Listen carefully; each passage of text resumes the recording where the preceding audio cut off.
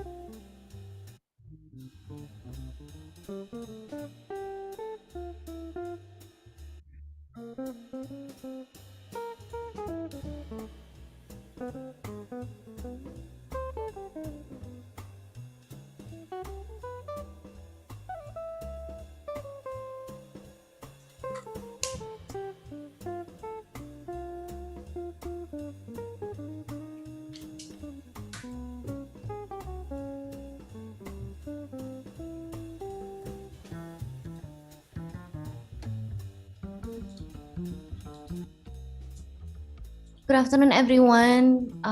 Let's wait for another 2 or 3 minutes and then we'll start the session. But thank you all for coming. Yeah, say hi to everyone here. Let me see how many people are here. Around 30 something. Yes, that is something. Yeah, some of them are still logging in on their way to join us. So that's why we need to wait for like another 1 or 2 minutes. Oh, I see some familiar names. Yeah, I see that too. So Nice. happy. Yes. And if you're new, hello from us, from all in. Yeah.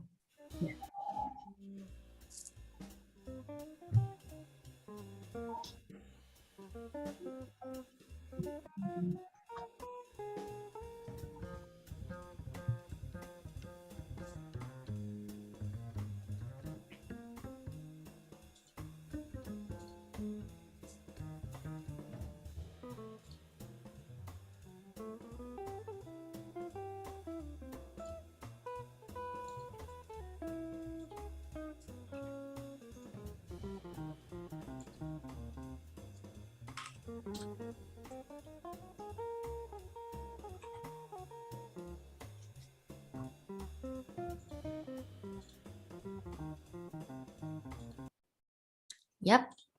So, should we prepare the welcoming slides? Sure. So allow me to share screen. Yep. Thank you. Story share. Oh, I think it will pause your sound share. Is that okay? Oh yeah, I need to turn that off. Hold on a second. Yes. How do I turn this off? Okay. Oh, actually, I actually turned that off already, but it got stuck here. Just trust like override that. Yeah, That's yeah. fine. I think that's better because I actually have already closed it. Like share this one. Yep. Thank you. Yep. Can everyone see the title screen? Yes, we can all see it. Yay. Yeah, okay. Hi, good afternoon, everyone. Thank you for coming. Thank you for coming to our event. Today is All In at the Space Open Day. So we were actually planning to invite you all to walk into our office, to see our brand new office, and also to meet um, our mentors, but unfortunately due to this COVID situation we have to cancel it. The situation forced us to make it all online, back online. I know it's so boring, but I promise you that we are going to have a lot of fun today. There are a lot of videos and a lot of discussion, so feel free to ask some questions, or let us know what you think about what we are sharing. We are going to give you some insights how we work together with the students and parents and teachers, our tutors and mentors, to make a great teamwork that makes the education dream work. So we want to be a very, very good supporter, and we are going to share all the insights to you all. And for the initial consult thingy that we promise you that you can meet our mentor online because we need to change it online, don't worry, it's still free. You can still book it. You can contact our sales team to meet our mentors. They are going to assist you to make a booking or appointment to meet our mentors. But yeah, obviously it's gonna be online. Before everything else, I would like to introduce myself first. My name is Citra. I'm one of the mentor at All in Edu Space. I graduated from Swinburne University of Technology, Melbourne, Australia, majoring in marketing and entrepreneurship. Um, and maybe some of you are new to our event, maybe just new about All In. So I want to introduce you to All in the Space first. So All in the Space is an independent university consultant. We don't represent any universities. We work together with you, students and parents. Most our clients are from grade 7 to grade 12 who has a dream to study in those big universities. You can see all the brand up there, but not limited to that. But I mean, Dream University doesn't mean it always have to be like the top one, but then everyone has their dream university, and we assist them. So it's everything will be according to what they want, what they dream of, and we also care about their dream career as well. So through this admission mentoring program that we have, we assist students to prepare for their own CV and profile, so they would get an offer from their dream university, but also to make sure that they will land on their dream career. So help them to find out what major can bring them closer, and what kind of career that they actually expecting, and make sure that they have a good manage their expectation and make sure that that's actually what they really want. So that's pretty much about our admission mentoring. But some students need extra care about finding their career, dream career. So we also have a separate career exploration program, the Patient Explorer and Junior Explorer. We also are going to have a career bootcamp soon, very soon on March. That's also for the career exploration that will be useful for your CV as well. We are going to invite you to the event later on at the end of the session, and you can join us for the if you want to know more about. So there are two things, Sharon, that we are going to learn about. So the first one will be the food science, if I'm not mistaken. Yep. Yeah, and the second one it's about full Full stack. stack developer. Yes. Yes.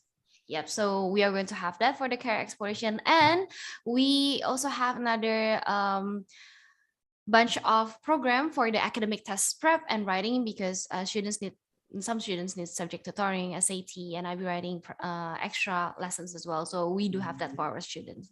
So that's all about All in the Space. Hopefully we can work together with you, support you in any way that you need.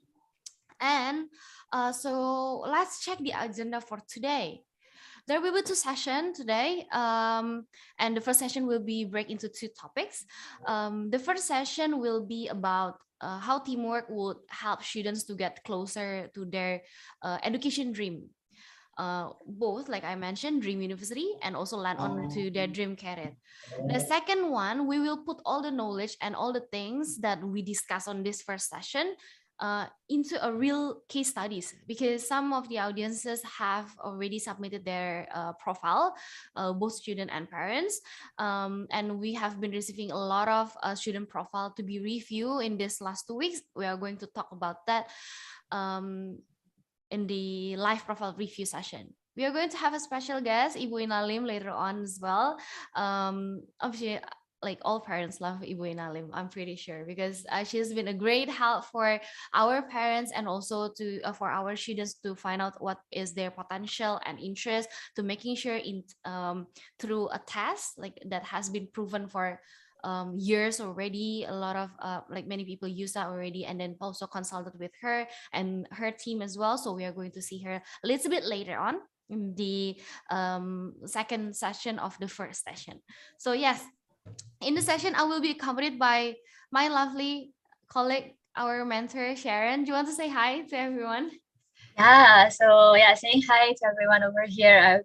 Maybe I was just like smiling over the several slides before, but yeah, it's time to say hi to everyone. My name is Sharon again. If you haven't met me before, I'm one of the mentors in All In. I graduated from Taipei Medical University. My background is in food technology and also nutrition and health sciences, so a bit different from Chitra. I mean, as a side note, you definitely can ask things about like our education background, definitely. But today we will be more focused on explaining how we can work together to support your education dreams. Yes, thank you, Sharon. We'll be having fun together. So here, before we start talking about the teamwork, we want to know why. Why do we have this session? So about most common concerns you can see over there. We talked to a lot of parents and students there are a lot of concerns that we can pick up from people that we met. They don't have a clue where to start. Like, okay, they know that there will be a lot of things to prepare for university studies and to successfully land on their the student's dream job, but where to start? Because they are currently studying, they're busy. So what should they do now? And the second one, um, school is too busy. School itself is they're busy already, so pretty much they have no time for university preparation, but also have no choice but to prepare. So we want to help you to solve this problem. And the next one that we often um, hear is no reliable source or too many information, because it's easy for parents and students these days to find information, answers online, or maybe just simply ask other people. But is that reliable? Is that something that suitable for your children? Because every children has different personality, they have different potential, they have different current standing. That's what we always say. So that's why we always do initial assessment before we recommend something. So not all information that you get online will be beneficial for your student or good for them. Sometimes it just make them become more and more busy and distracted from their school activities or concentration for their academics. So yeah, you have to be careful about that. And the next one, not getting enough support system. That's what we are going to talk about today. That support system is very, very important. Don't let your children or your parents fight alone, try to get things work alone. So we are going to find out how we do it together. And the last one, I guess, it's unsure about the future and quality of itself. So ready to work hard, but no, they don't have a clear goal, I guess. So we want to make you become more confident in taking steps, because you know what outcome that you want. So we are going to talk about all of this together. So how can we address all of this? um the You can see the title of the presentation, right? Teamwork. That we want is a strong teamwork, because it's very necessary. It's very important for the students and also for parents to work together for the students. So who else in this journey that has to work together? Students, parents, of course, us as mentors as well, because I think everyone has their own role, and also teachers or school community, because a lot of parents ask us why our students need mentors while they have teachers, because teachers have a lot of students at school. They can't really personalize their attention or the way they help each students. They want to, I mean, like, obviously as a teacher, they want to give their best, but because they have limited time, because and especially in this COVID situation, it's really hard for teachers to reach out. And as parents, you know the best that students are sometimes too shy to let people know about what they're struggling, um, like during the preparation or maybe during the study at school. So yeah, it's really hard for teachers. But maybe some of you also ask, like, why do you need mentors? Because they have teachers or counselors at school. Because everyone plays their own part.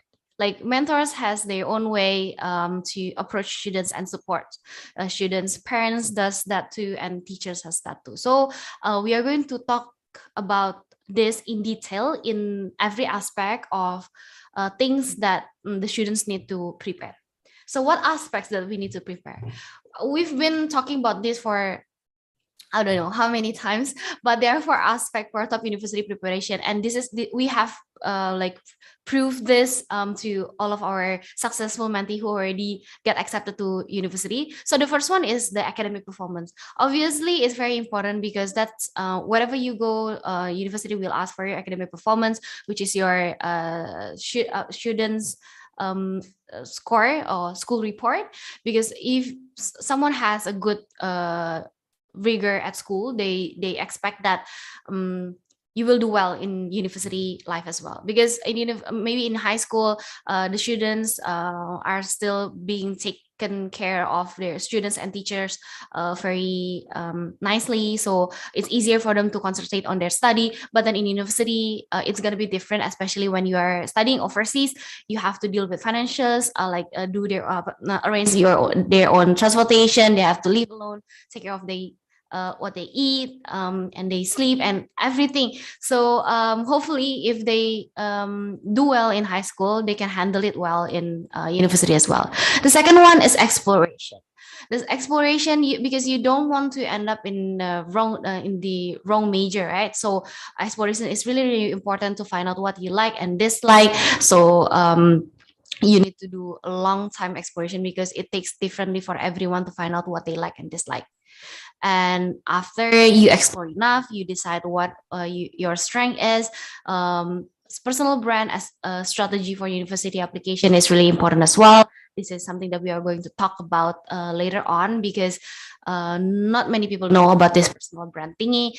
And the last but not least is writing skills, both for school subjects, especially maybe for the international curriculum students, you need writing skills to get a good academic result for all the subjects that need writings, and also for university application, because you need to express your strength, your uniqueness, what you have explored, and the unique personal brand that you have in a good writing, especially when you are applying to US, UK, essays are much needed. So this for academic performance, exploration, personal brand, and writing skills is not only four aspects. It's actually a lot enough. Like it's a lot. It's a lot to take. Although it's only four, like the number is four, but then it's not only, but a lot of things that we need to prepare. So let's talk about the academic performance and writing skills first. Because this is more to like academics, so we want to divide it into two. Exploration and personal brand, it's more to more subjective, I guess. Yes, Sharon, if I can say, yep. But then for these academics, is works pretty much almost like similar to all the students. They have to study at school and work on their writing skills as well. So we are going to start with this too. Yeah. So what kind of concern that we have here for? Oh, okay. First, the academic performance. We heard from the parents. They say that our children spend a long hours to study, like just stay in their room. They don't want to go out to study, to play with their friends, or don't have enough time to chit chat with the family. They just like study, study, study, study, study. And especially the classes online now, they actually rarely see their children in the house while they're not actually going to school. So yes, but then yeah, grades still needs to be improved. The parents know that, but then sometimes they are struggling as well. Although for in some cases, the children has already spent a long hours to study, but the grades is still there. So parents are stressful. Meanwhile, on the other side, students also feel stressful because the level of difficulties of the subjects keep increasing. When in grade 10, like the stress level is here, in grade 11 is here, and grade 12 is here. And they have a lot of work to work on as well for university application. If they join community and extracurricular as well, that's too much. Yes, that's too much. And some of them don't enjoy some subjects as well, so like they hate some subjects, and it makes it harder for them to get a good mark.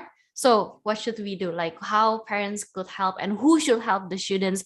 Is it true that the students has just need to work harder and harder? So how is it, Sharon? Yeah, so I think just before we move on to the next one, like to see like how we actually can work together. Again, I really want to address this. Like, I hope like all of you here, whether you're a parent or like you're the student itself, like I hope you can relate to like all these concerns. Yeah, or even if you're someone that is performing well at school. Yeah, sometimes you feel like maybe that's there's some stress that you keep for yourself, and maybe for parents as well, like yeah, you just don't know what to suggest to your children, just like Chitra mentioned, like, okay, if you don't get a good grade, just study more. And then like it's gonna be like another cycle, another cycle. Yeah, but then I mean, over the years, like we realized there are actually several parts, like there are many moving parts that are involved in this process. And it's not only about just pressuring, like your time, or like increasing the time or increasing your effort in studying, but also we need like more supports, both directly, meaning like something related to like the technicalities or like the subjects, and also indirectly, meaning the surrounding of the student, right? So, and on the left side, if you can see, like definitely teachers are the, how to say, like the source of like all the subjects and all the materials or the knowledge that the student have. And in this part, we want to support them through our academic tutors. While on the parents side, where you support students more at home environment, or like during their habits, relating to their habits, yeah, we mentors will also help you in that part. Yeah, and so how do we actually do this? Um, if I can expand more for our academic tutors, I'm also pretty sure, I mean, when you have, imagine that you're in that situation, right? If you're a parent, and then your children have difficulties at school, maybe at math or like chemistry or anything else, you want to find a tutor to add in some more lessons for him or her. And you also want to know like how the learning process goes, right?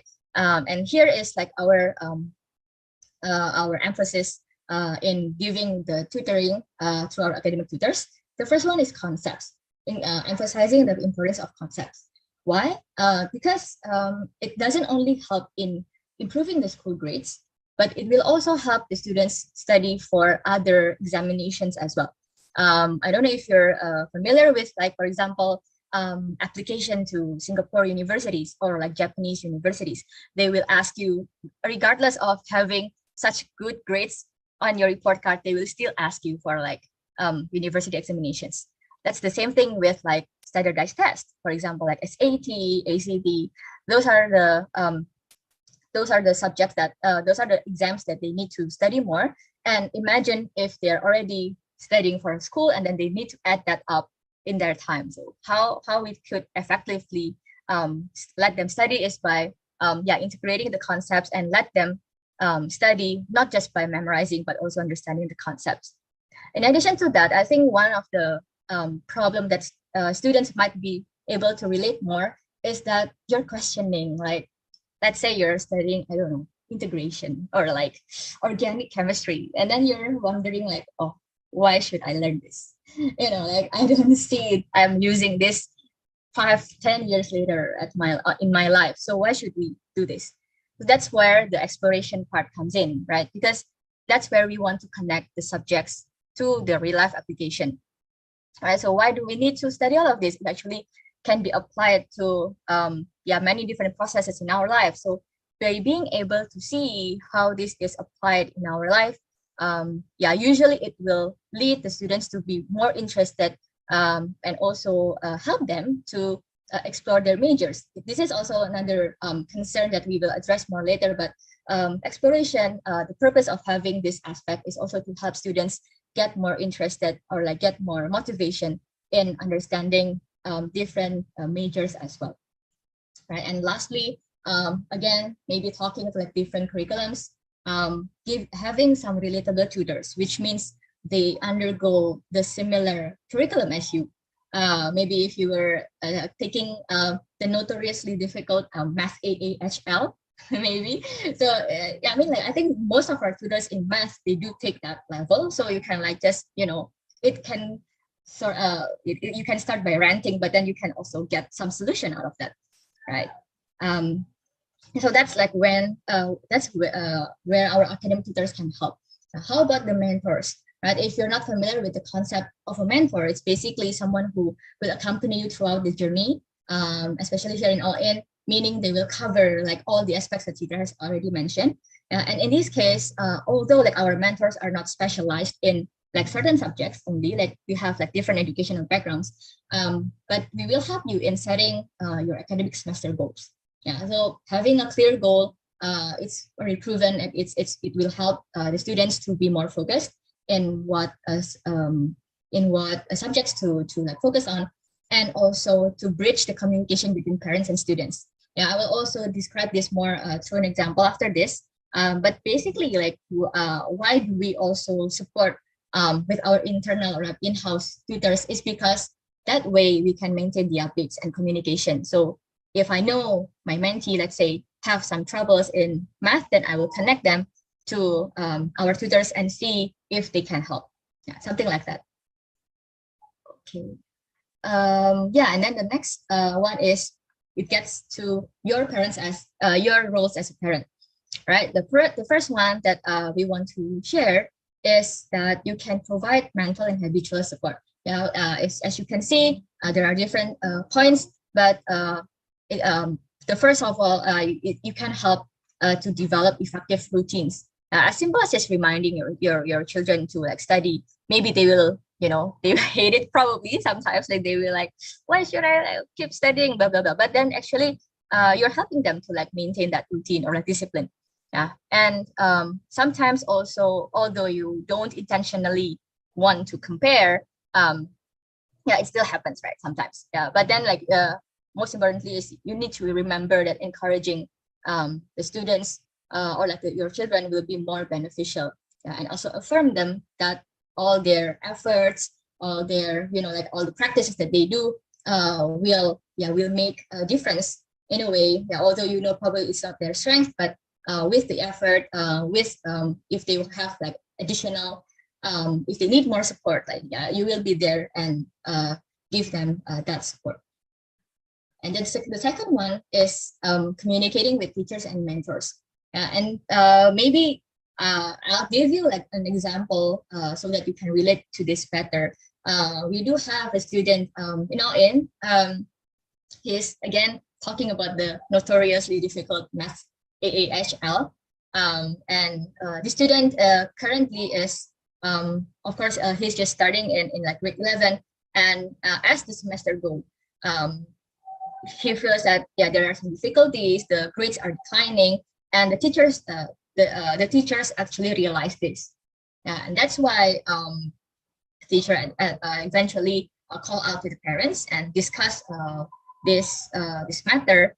And yeah, they reported that, oh, probably this student might not understand, like every time he encounter a certain problem, he doesn't really understand what that means, what to do, right? So all the basics he already got, but then he doesn't know what to do in like certain problems or questions.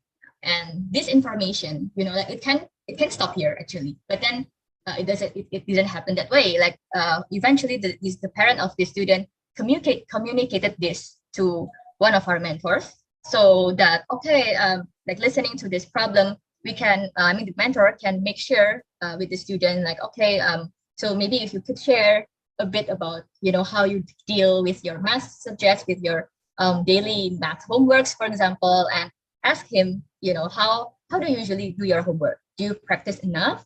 Like, where do you get your practice problems, for example? Yeah, and that way, the mentor and so the parent can communicate again to make sure that there is some progress. And I mean, like, happy news is that, yeah, it's indeed increasing. I mean, in terms of this student, that the grades are getting better. So I'm pretty sure that would be something that can happen to you all as well. Yeah. Thank you for that, Sharon. I agree. Like, when, like, it's very frustrating for the students as well, right? When they're getting like, they have been studying whole night but then still get a good, the bad result.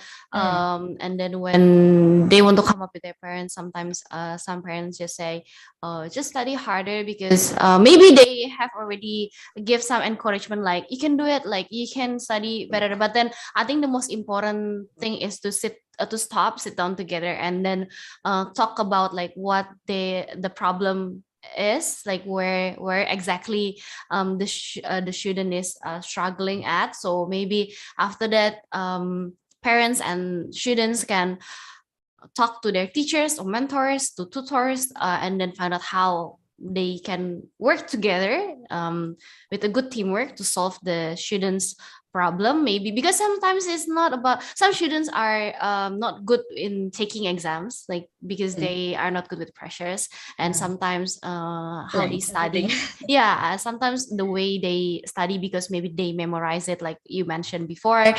So every students are different, with a good communication to find out what the real problem is. I think that's the most important one. So that's pretty much the academic performance aspects, how we can work together. And now let's continue to the writing skills. I know this is very, very hard, especially for international curriculum students, because they do have a lot of things related to writing. So let's check what is the common complaints or concern about. Parents keep saying that the children complaining about how hard the essays, research paper, extended essay or EE. And then the parents was like, what is that? Maybe they, I mean, like some parents who doesn't have international curriculum background, it's pretty new for them. In fact, I studied at the national high school. So when I meet, yeah, when we meet students from international curriculum, um, at first it's very confusing and we really need to know about the subject, so it's really good for I mean, like it's very common concern, so we accepted the we can relate to that. And then parents also ask how could they make those tasks easier. We are going to explain about that later. Any difference in essays between one school and another, and maybe also the question is what difference in essay at school and what to be used or submitted to university essays as well. And for the students, the questions are, oh my God, this is so overwhelming, and they look stressed, and then we feel their stress as well. That's bad. Papers, the TOK, EE, and many other things as well. And why are there so many essays? And how do I differentiate it? And then sometimes when they submit it and then get the result, I did my best already, and then why the score is like this, and then I don't know what I write for essay. Where should I start? So students struggles more because I think essays is not something that you can like just mark it down in numbers, right? So when you submit it, it's not like between right or wrong. It's really hard to reanalyze it for students as well. Where did the students did wrong? So what should we do, Sharon? Yeah, so again, I think I hope all the audience over here can relate to all these concerns. And similar to our previous discussion about like academic performance, there are many different parts that can be the support system for the students.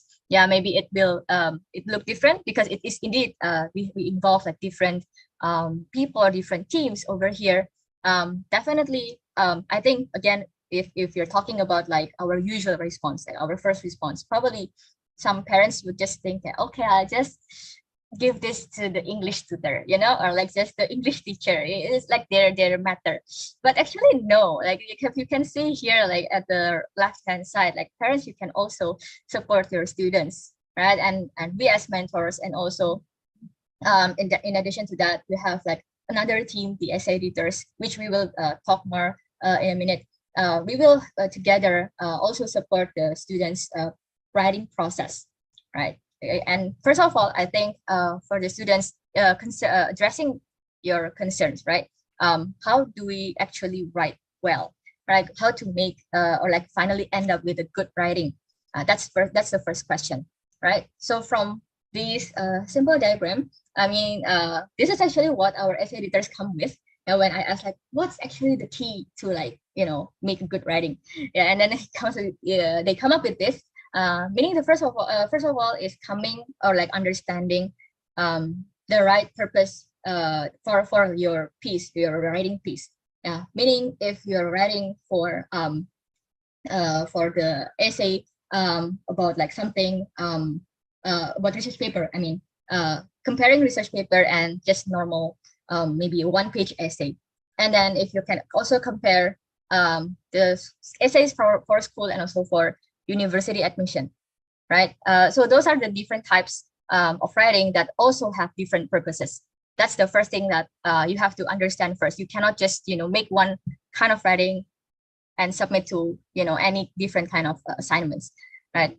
And combined with that is also a good set of techniques and understanding the corresponding conventions. Now, conventions means like a set of rules or like a set of guidance that usually is like generally accepted by the audience as a good as a good characteristic of some writing. Yeah. So by understanding the purpose and getting to apply the techniques and conventions, there you might successfully like target the audience and get them to get them understand your message. Yeah. So this simple diagram hopefully will help you. And how do we apply this? Again, if I just want to go back again, how do we apply this to our mentors and essay editors? Yeah. How do we actually do that? First of all, about ideation. The first step is ideation. Yeah, meaning that you will sit down with your mentor. As I mentioned before, your mentors, especially here, our concept of a mentor is someone who will be with you throughout your journey. They've been they will be with you, listening to your stories, and maybe ask you some questions that make you think or like reflect on your previous experiences. So that's where the ideation process begins. And then you put that into a draft as one like essay draft, and then the mentor will just read through it just to see whether what you say and what you write is actually the same thing, right? So reviewing the content, but then it's not enough. Like usually some students might think like, okay, I just already like finished my draft and that's it, right? Actually, no, because there are actually some further steps that we can take by involving the essay editors, right? After we have that draft, we will pass that to our editor for a structure review. Yeah, meaning to see whether this is structurally sound and like logically flowing, like they can understand the story well, and also do some proofreading, meaning all the technicalities such as syntax, grammar, the voice, your intention, your context, stuff like that. Are they all already correct or like already in line with the conventions that I mentioned before? Yeah. So if you see this diagram, you might feel like okay, so the question would be like, why don't the mentor do all of this, right? Like, why should we have like another team who are the essay editors to do this, right? So if you see from this process, the mentor have been with the students, the mentors have been with you throughout your ideation process. So imagine like, this is like when you're talking to a friend, right? When you're discussing a certain game with your friend or a certain movie with your friend. It's gonna be different, if you're discussing them verbally, right? That you go through like several times of like conversation versus you just, like read a synopsis or like you just text them, right? It's something that you can understand like your friends vibe or like their meaning, the meaning they want to convey from that conversation. Yeah. So that's also what happened with the writing.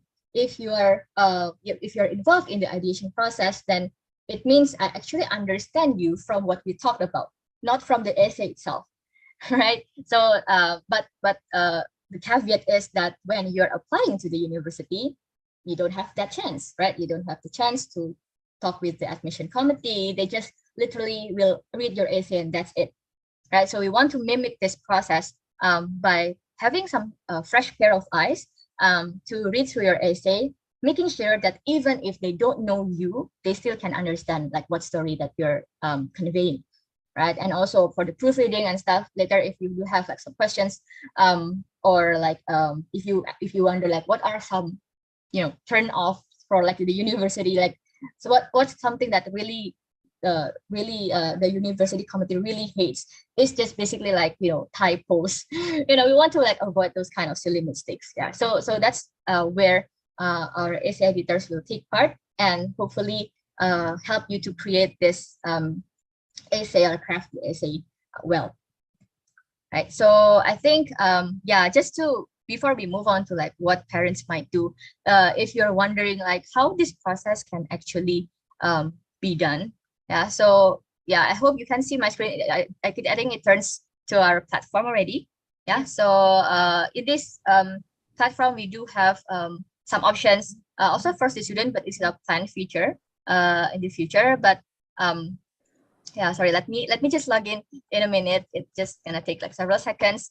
But then after you log in, you will see there are we can track all the process easy here so that it's all easier, right? So if you see this is my account, I have several students, and then if you want to make a request, yeah, we're just gonna upload your essay.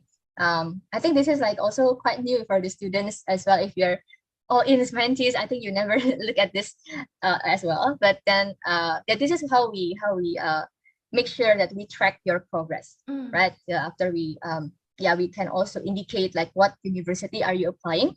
This give more context to the editor as well. Let's say ASU, and then what's the essay type? Is this for common app or like for UCAS for UK universities or else?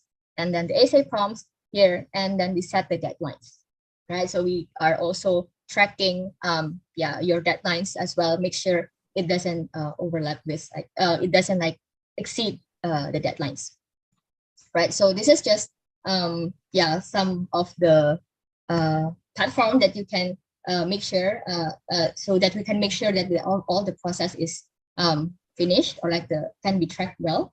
Let me go back to my presentation. All right. So yeah, hopefully, I mean, just to recap very quickly, mentors and essay editors, they have like different roles. Mentors will be more involved in the brainstorming part, while for essay editors, they will also help you to avoid the bias that the mentors have, and also, you know, all the technicalities, right?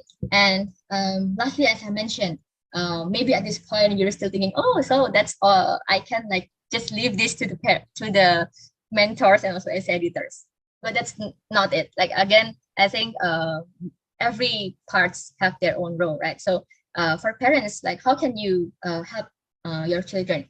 First of all, by participating in the brainstorming process as well. Yeah, as you see, that's why we put mentors and parents in the same side, because you are the one who definitely know your children best, right? Like you can remind them about their past stories, the moments there where they display personal growth, and then and by this way they will feel like more open or like more comfortable in sharing their stories as well, right? Because sometimes I think there are some students who are even, you know, like they don't want their essay to be read by their parents. So sometimes it's a bit like hard for the parents to like give some help. Yeah. And also other than that, there should be a two-way communication with the mentors. What does this mean? Yeah. So again, from the parent side, giving insights about the student is actually very useful for us, because yeah, sometimes maybe because of like different personalities or like there are some things that the students think, oh, this is something unimportant, you know, I just will not talk it to anyone else because I think it's not important. But reality is, I think this is also this is something that we also experience. Some students they have like, you know, some quirky hobbies or like you know, some things that they don't feel insignificant, but then the parents share this to the mentors, so that's, and that actually sometimes can spark like the ideas for, oh, how about if you write about this, right? So that kind of conversation will not happen if the parents don't give us some more insights. While for mentors, we definitely will help by crafting the story, yeah, and like, you know, like sew them together so that we can create like a good essay that can answer the prompts as well. Yeah, hopefully this will give you more insights, like in, yeah, even like for writing skills that you think is very academic, parents can actually still like get involved in it, right? Yeah, Yep. yeah, that's the how it works. Thank you, Sharon. And then, is there anything about writings that you would like to share? Yeah. Like that one is about the first is, I mean, like that how teamworks needed Right. for the writings. But then Yeah. when they actually successfully create a good writings, both for, especially for university application, we could say, right? What makes a good one? Like, True. That thank you, Sita, for reminding me about that one, because like I think for like students, I think we mentioned before, yeah, like sometimes they're in the on the other extreme, right? So they don't really know what to write even. Like Yes. I just stare at my Microsoft Word and then I cannot write anything, right? So first of all, like we want to like go back to see like what top universities actually look for in your essays later on, right? So throughout the application, like on your application package, application set, on top of on top of everything, definitely you have like a good academic performance. We have discussed that previously, right? But then besides that, there are some aspects that you can also demonstrate that they are looking for, that we can summarize in these three P's, right? Passion, potential, and personal qualities or characteristics. What are they? Passion, talking about what drives you, what's your focus, right? And then for potential, maybe it's something, because like the name potential, I don't know if you're from like if you're studying physics right now, like potential energy is something you cannot see, right? Like, you actually cannot like see tangibly, but then actually it's within you. Something like leadership, intellectual curiosity, those things that might be also reflected from you in the future. And lastly, your personal qualities, or like your characteristics, your personality, how you can contribute to the society, because of these set of personal qualities. So those are the things that some universities, I think most of the universities will look for. And we can even see the data over here, right? If you're not familiar again with this access and like all the tables, this is taken from Stanford University. There's a document named Common Data Set. I don't know, for like the parents or like students, if you're interested in like applying to the US and you're not familiar with this, you can take note. Common Data Set. Just search it online. It's public for every most of like US schools. And here you can see, I hope you can see my cursor. Apart from the academic part, they also consider the non-academics are very important, right? So your extracurricular activities, talent or ability, and also character or personal qualities, right? So it's similar to what Patrice already mentioned, right? And okay, so for until this part, you're probably still wondering, okay, so that means how should I show this talent of mine or like my personal characteristics? Yeah, it's basically and tangibly, you can show this throughout some activities, of course, right? So we have like internship, volunteering, competition, other stuff that might be shown over here. So yeah, your involvement in your clubs or like organizations as well. So if you're wondering like, okay, I don't really know like what to write, look back at like what you've done during high school years, right? What kind of competition you've joined and what do you learn out of it as well. I think this is one of the point that is also very important, yeah, because maybe everyone can join the same competition, but because of your potential, because of you have the certain characteristics, then you learn something different, right? And yeah, so I think as you see, I think this is like quite a lot to take in. Yes. So yeah, so definitely we will talk more about like exploration in general, yeah, after this in the second session.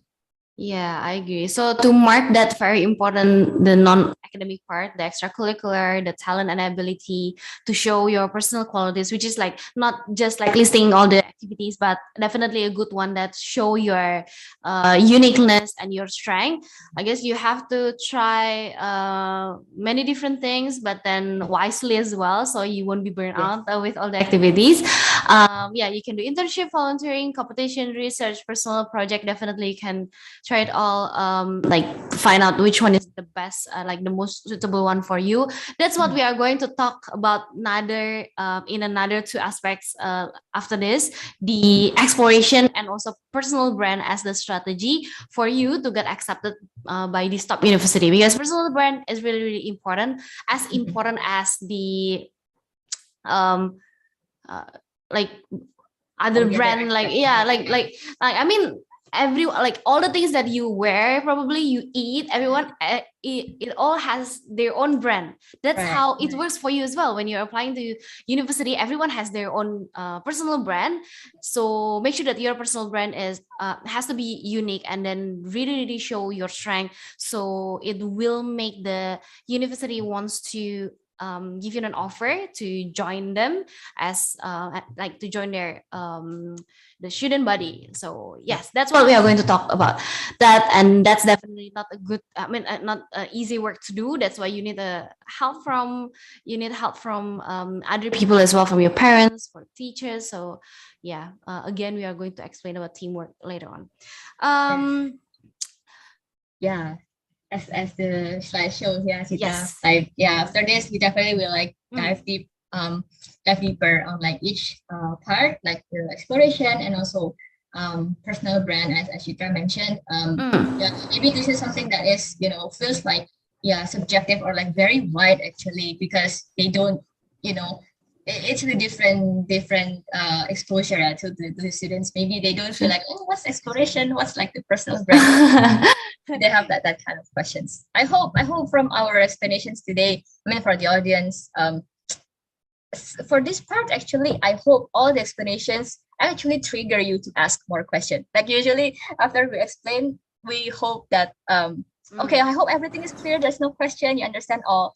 But this time actually I hope that there are more questions coming. Yeah, because it's a lot of work, or like a lot of cases that you can see in even just from academic performance and writing skills. Yep. So, but then before that, Sharon, before we talk about exploration and personal brand, let's just take a short break by looking at our office, because remember that I first said that in the beginning of the session that I and all in family wants you to visit our office, like walk in, like offline, but let's just do it virtually because of this COVID situation thingy. But we want to introduce our team, who are more than ready, more than happy to help you, parents and students, to assist you in this university application preparation journey.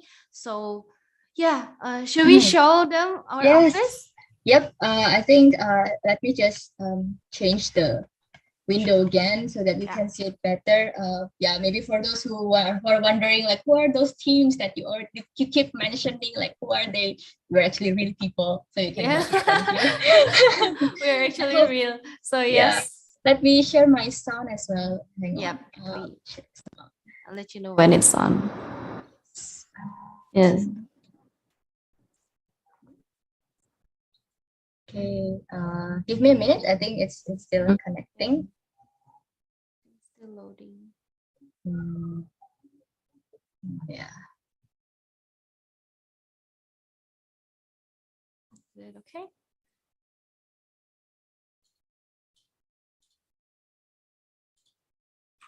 Did it work?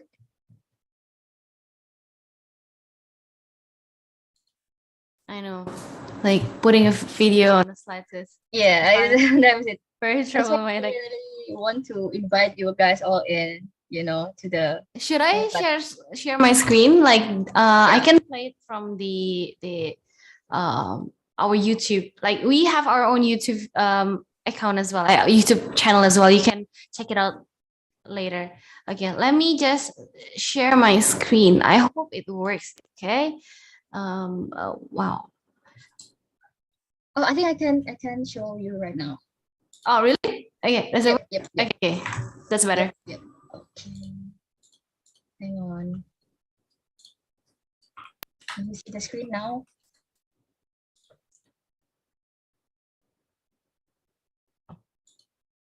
Yep. Okay. But is there any sound?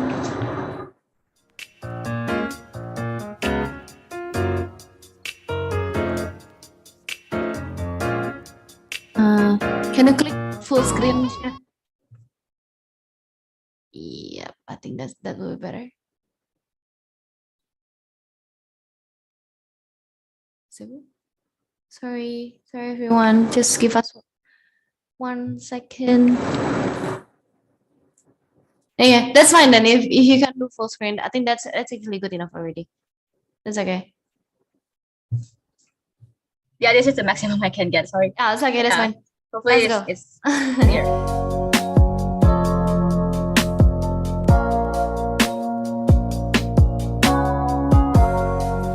Hey Hi guys! Welcome to All in the Space Office!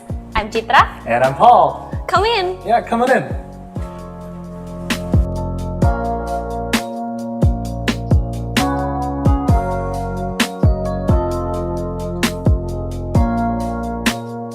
Sharon. Yes. I don't think it works well though. Oh, it's Sorry. not. Yeah, it's it's cannot not hear that. smooth. No, it's not smooth. Like. Okay. Yes. Okay. Okay. Let me just. Okay. Sorry. Okay, hold on a second. Yeah. I think I can do this. Ding. Can you see it?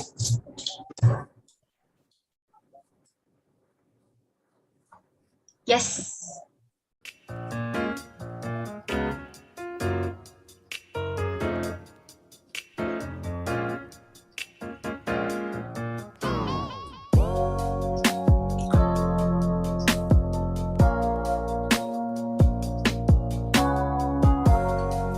Hey Hi guys! Welcome to All in the Space Office! I'm Citra. And I'm Paul. Come in! Yeah, come on in.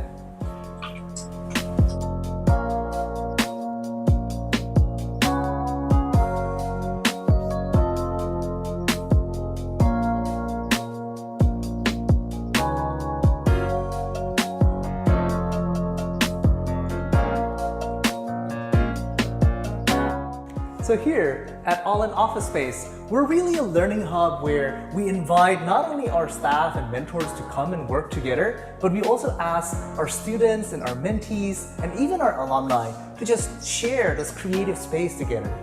We adopt an open office concept to encourage collaboration and conversation, so you will see a lot of beanbags and cozy spaces all over our office. Let's check it out!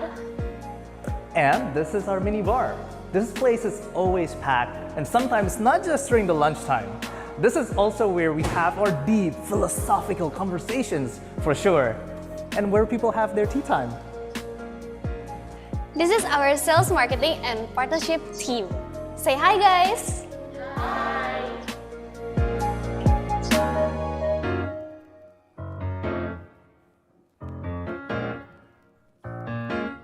And in this corner, we have our extremely creative and talented digital media team. Say hi, guys.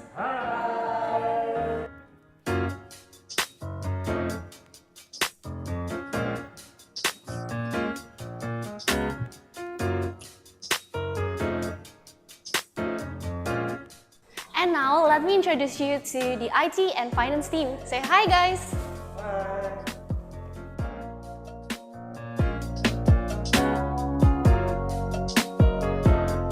And finally, we've arrived at the brain of our operation. Please say hi to the mentoring team. Say hi, guys. Hi.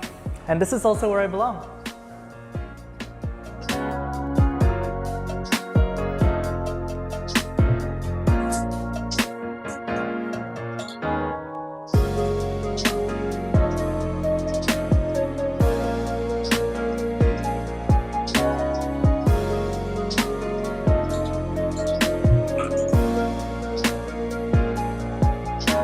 Hey, before you leave, let's check out our new studio. Let's go! Here, our students are also welcome to come and make their own photo and video content.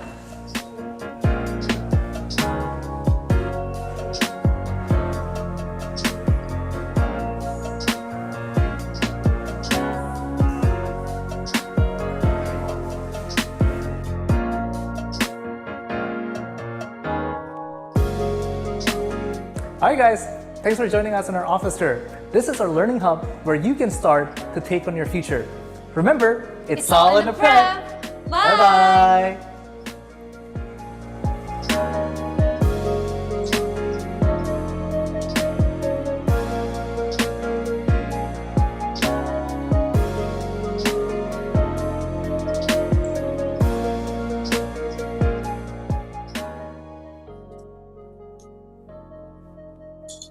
So yes, that's our office. I love it so much. So I hope you guys one day can drop by and then feel free to study together with us while we are also working. You can ask us things Right. as well, and we could be sharing some like anything actually because Yeah. yeah, it's a very open office space concept Yeah. where it's very open, not that serious Mm. vibe in the office. Yeah, I think some students have like, I think we invited some students over to like do Mm. the mentoring or like to do some photo shoots or like video taking. I think later on we can show the results as well. Yeah. Yeah, So that's great. Yeah, so I think we actually stretch the time like quite a bit. So just a quick check. Are you guys okay, or do you guys have a like quick question before we continue Yep. to the exploration and personal brand? We can answer one or two quick question. Or yeah, maybe anyone has a question or comments, anything before we continue. yeah, please feel free to just type it Mm. on the chat. If you're a bit hesitant, like just UMS is also fine. Or we will like, ask your permission to like read the question, maybe not the name. Sure. So yeah, and yeah, any kind of questions regarding academics and also writing, how we can support students in those two areas. Okay. If I think everything's fine now, I think okay. If it's all good for everyone, we'll continue with the session, I guess. Sharon, Yep. are you ready? Yep. Yes. So we're Sure. going to talk about the exploration. We're going to have Ibu Inalim later on from Jurusanku to give important insight about how parents could support their children in exploration and why exploration is very, very important for the students. But we may want to let you know first what kind of concern and also teamwork that needed, and then later on Jurusanku Ibu Nili have been a good support for us as well, for our parents and students as well. That's why she's actually part of this teamwork as well. You can see that even all in, we need Jurusanku to complete us and assist our parents, like all the mentees parents as well. So yes, should we check what is the concern for the exploration, Karen? Yes. Okay, Yes. so this is the very common concern and questions from parents. What actually is exploration? What is exploration? What should my kids do in exploration? And then why my kids need it? And what should I suggest for my children's exploration? They don't know where to start, and we understand that concern very, very much, especially in this COVID-19. There are a lot of activities being cancelled, especially like before, students can do some activities and clubs, like join clubs and everything at schools, but then now it's all get cancelled, and then students get burnt out in doing clubs in only like in front of their computer and stuff as well. So parents need to be more and more creative in finding those exploration activities, right? So that second one is very, very super valid. And when and how to start, we are going to answer that later. And on the other side, for students, no time to add more activities. I'm tired already, miss. So that we heard that so many times already. Yeah. I don't know what I enjoy, or maybe sometimes saying yes to everything. Like that okay for me. That one is okay, also okay for me. So no preferences, because they haven't analyzed what they actually want to do in the future, like for their major and career. So they just say yes to everything. That's actually a problem as well. So you need to be concerned about that too.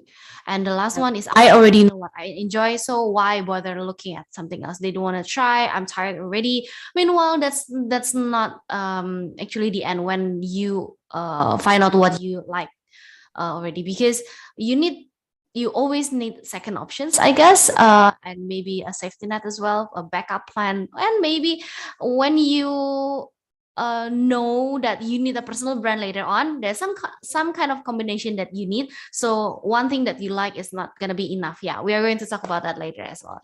So yeah, so what kind of teamwork do we need in this exploration to help parents and students to lessen their stress? Yeah, this is also very interesting to discuss. I mean, like me personally, I got very excited about like this part because I think this is a bit different from like the previous two aspects, because I think in academics or like writing, you see scores, right? You get like tangible scores, you know, like you receive report cards, transcripts, something that quote unquote is visible, right? And so that for like therefore usually the expectation between parents and students are pretty much the same, you know, like okay, we, of course, like all of us want to like have good grades, good writing results and stuff like that. But for exploration, like sometimes we can also see some like different expectations, right, between the parents and the students. Like again, like the parents feel like, oh, maybe, you know, to understand like more about the careers that are available, or like to understand what major should my children take, they need to like do this exploration, or basically getting to know like many different topics, or get exposed to many different topics or areas. But sometimes the student will say like, no, like I'm just too busy for that, right? So that's why I think in comparison to like the previous chart, if you still remember, like here, yeah, there's like a like bunch of like support from us, that we think that can really help the student. And therefore, because it's very wide, right? Imagine if you have, you know, even if you have like more than one child, you know, like maybe your firstborn likes designing, and then the second one is very STEM oriented. That alone already is a very different approach, right? And also yeah, that therefore like we need many different roles in this area. If you can see at the right hand side, this is where we think we can support. First of all, definitely through our mentors. The second one is from our professional network, and also from the partnership team, right? We will dissect all these three, the roles of these three on the next slide. But if you can see like all the arrows, right? For our mentors, we definitely want to like listen and communicate to the parents. And in addition to like what we have done, our partnership team is also communicating the importance of exploration to different schools and teachers. Yeah, because sometimes this can be something that people overlook in their preparation for university, right? So why bother having that much of a, you know, team or like different teams in to support? The first one is the mentors, right? Definitely, as you probably have seen from the previous explanation, we are the ones who are keep in contact with the students, and therefore this will help them in identifying interest. And so if you're curious how we do this, if you're starting our mentoring program, like usually we will ask the students, you know, like some chit chat, and then we will give them this profiling worksheet that they need to fill in. Yeah, so we can identify like, okay, it ranges from like just normal question like what subjects do you like, what are your hobbies, till like something that is very you know, kind of like unique, meaning like questions like what are things that you are good at but no one actually knows, you know, those kind of questions will help them to understand yeah, what part of what's the stage of their exploration, and also how they can explore further, right? For the other one, I will go back to that after we look at other teams. For professionals network, we also engage with people from different professionals background. Yeah, and this is because, like, of course, as a mentor, again, going back to the case that I mentioned to you, even for one child, maybe he likes designing, but at, maybe the next year, or like the when maybe after quite some time, he discovered, oh, I'm also interested in engineering. So these different and various backgrounds is very difficult to be fulfilled just by one person. And we know getting the expertise on each of these area is one of the best way to do it, right? So we ask these people who have their own expertise to get to give sharing, some technical knowledge, or even also get involved in the students' projects, right? So they have firsthand opinions for those who are expert in their area. And in addition to that, when they're thinking about, okay, for example, I have been practicing my design skills, right? Or like I have been practicing my video editing skills.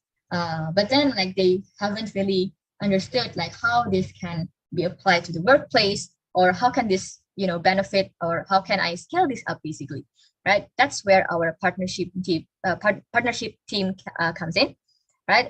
So we're actively looking for collaborations, and also looking for partners who can together give opportunities such as internships or fundraising, or like project scale up, those kind of things, right? So to juggle all of these things, definitely again the mentor will help in helping the students manage their time, and also feeding some resources, right? So if all in all, you can see this thorough support from us is to give them as much exposure before they finally decide on something, right?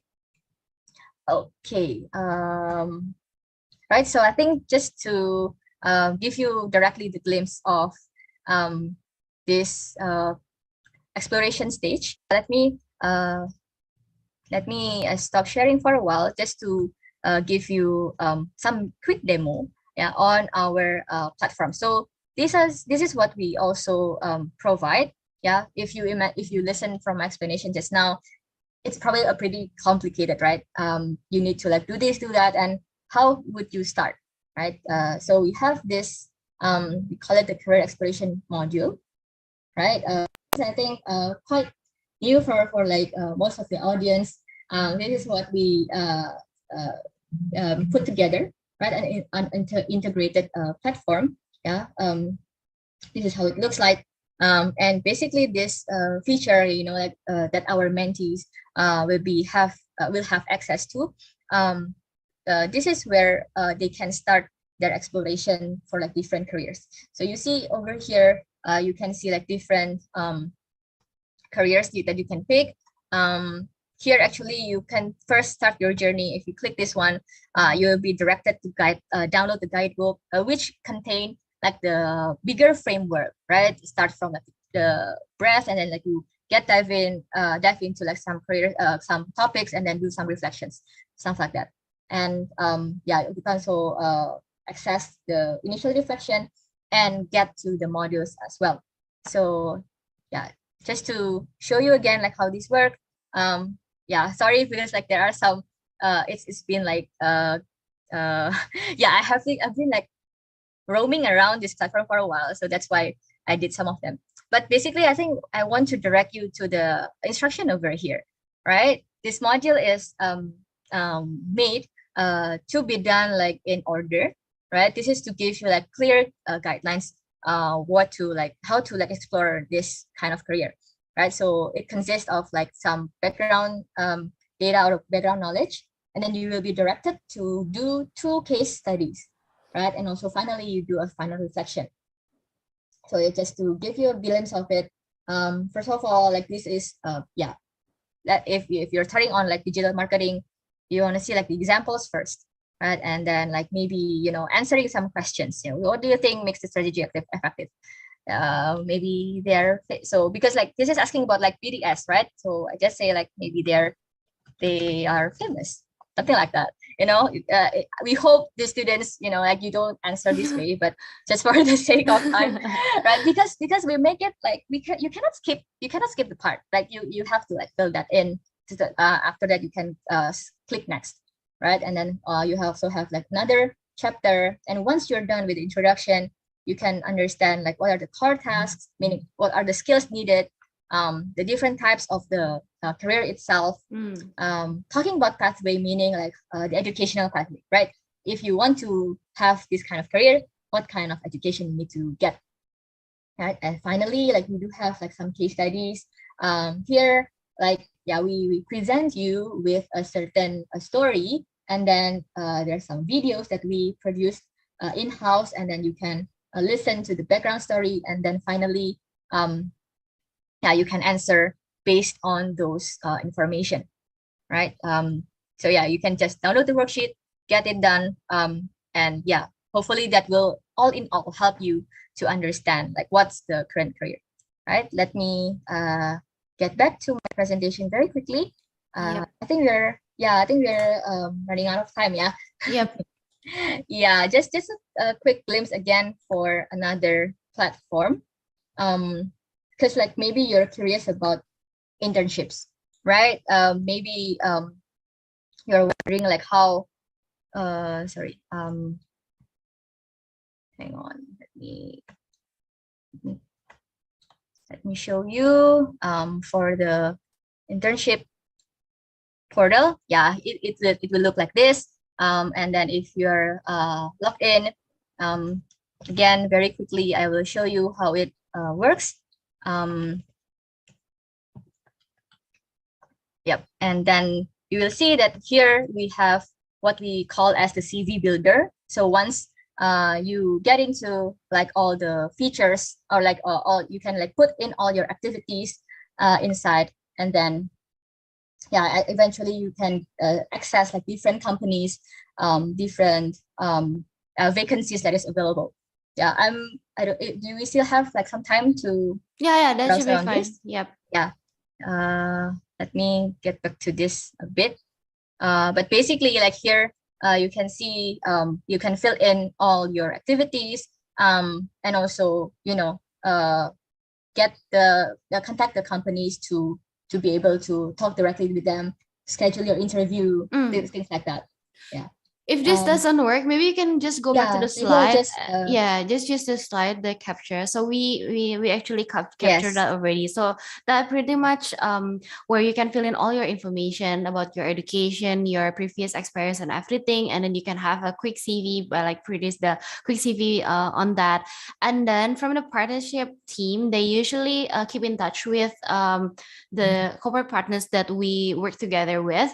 They give us some internship placement details, and then we will put it on here. So each company has access to this platform as well, so they can put up some vacancies that they have, and students or I mean like our mentees can check it out and apply on that, and then everything will be here. A reminder will go to your email as well about the internship when the company has already response to that, and then all the details about the internship is there as well, whether that's gonna be a paid one or not, a part-time or because they do some part-time or like a project based like holiday full-time for 3 months, for example. So all the details will be there. So this is basically it's like internship,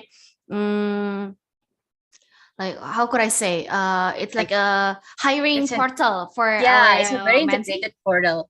Yes. True.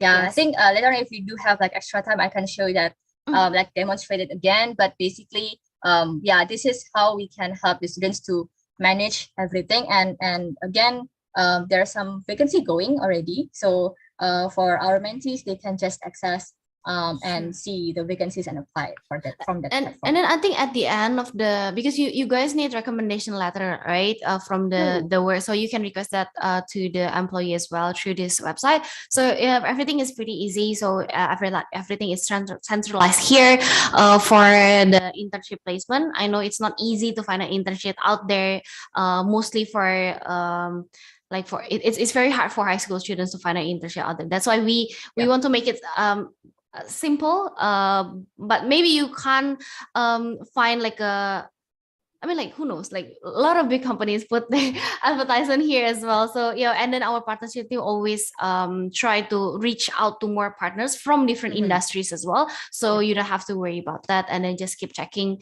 for all the mentees who attend this session today. So I guess that's all about the internship. Sharon? Yeah, I will be sharing some of our professional partners, like professional mentors, profile later on, who also supported us throughout the like for internship, for sharing some modules, and also supporting today's event as well. But for now, I would like to call Ibu Ina Liem from Jurusanku. Thank you for waiting. Sorry Ibu, agak stretch sedikit waktunya, agak kejar-kejaran tadi. But thank you so much for coming. Selalu ditunggu-tunggu sama parents di sini untuk kayak, aduh mesti apa nih exploration, anaknya udah waktunya masuk umur exploration, so what should they do? So ya, waktunya aku kasih ke Ibu Ina Liem. Terima kasih. Ya, thank you Citra. Pertama-tama selamat siang, salam sehat semuanya yang hadir. Meskipun di sini saya nggak bisa melihat wajah-wajahnya, tapi sepertinya di sini campur ya. Ada orang tua, ada siswa ya. Ya, betul. Jadi Ya, betul. hari ini 60 menit ke depan mungkin ya, saya akan membahas mengenai career exploration. Nah, bicara soal karir.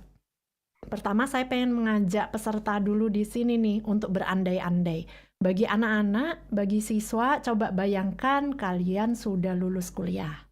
Sudah waktunya cari kerja ya, mau memasuki dunia karir. Bagi orang tua bisa ikutan juga, bayangkan kalau Bapak Ibu Anda kembali ke masa lalu, baru lulus kuliah juga nih. Kemudian melamar pekerjaan. Katakanlah ditawarin 2 macam pekerjaan nih. Yang satu posisi administratif lah, customer service, admin, pokoknya posisinya biasa banget deh, clerical gitu ya. Tapi gajinya lumayan nih, banyak bonus gitu. Jadi tiap bulan itu mungkin bisa take home pay-nya bawa pulang sekitar 8 juta rupiah misalnya. Tapi posisi admin. Tawaran pekerjaan yang kedua, kita ditawarin posisi managerial, supervisor, sudah ada staff mungkin 3 orang, 5 orang. Posisinya manajer, tapi gajinya biasa aja nih, standar 4 juta. Nah, tim saya dari jurusanku, Kak Patrick, akan memberikan link ke Menti. Silahkan Bapak Ibu, anak-anak, pilih siapa yang bakal pilih, mendingan manajer, gaji biasa aja, atau mendingan gaji gede, posisi biasa aja.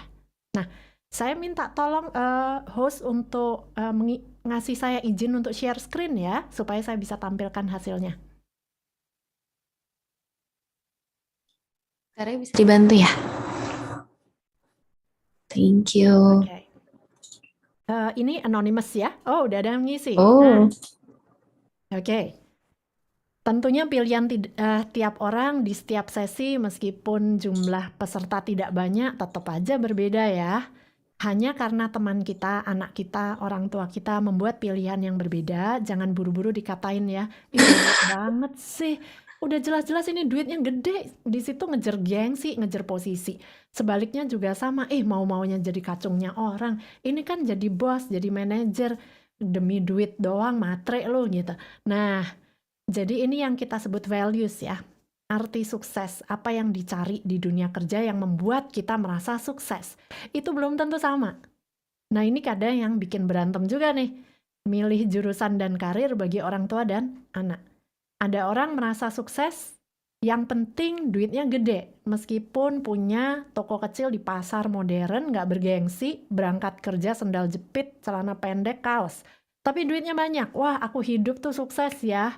Tapi ada yang merasa sukses kalau dia punya posisi. Pakai jas, dihormatin orang, banyak bawahannya, direktur bank gitu ya. Mungkin secara duit kalah sama yang punya toko di pasar, tapi dia merasa puas dengan hidupnya, dengan capaiannya. Ya, tapi ada juga yang merasa puas kalau dampaknya besar ya, tingkat pengangguran se-Indonesia itu turun gara-gara saya. Aduh, aku hidup sekali, sukses banget. Jadi kita nggak bisa menghakimi seseorang itu sukses apa enggak.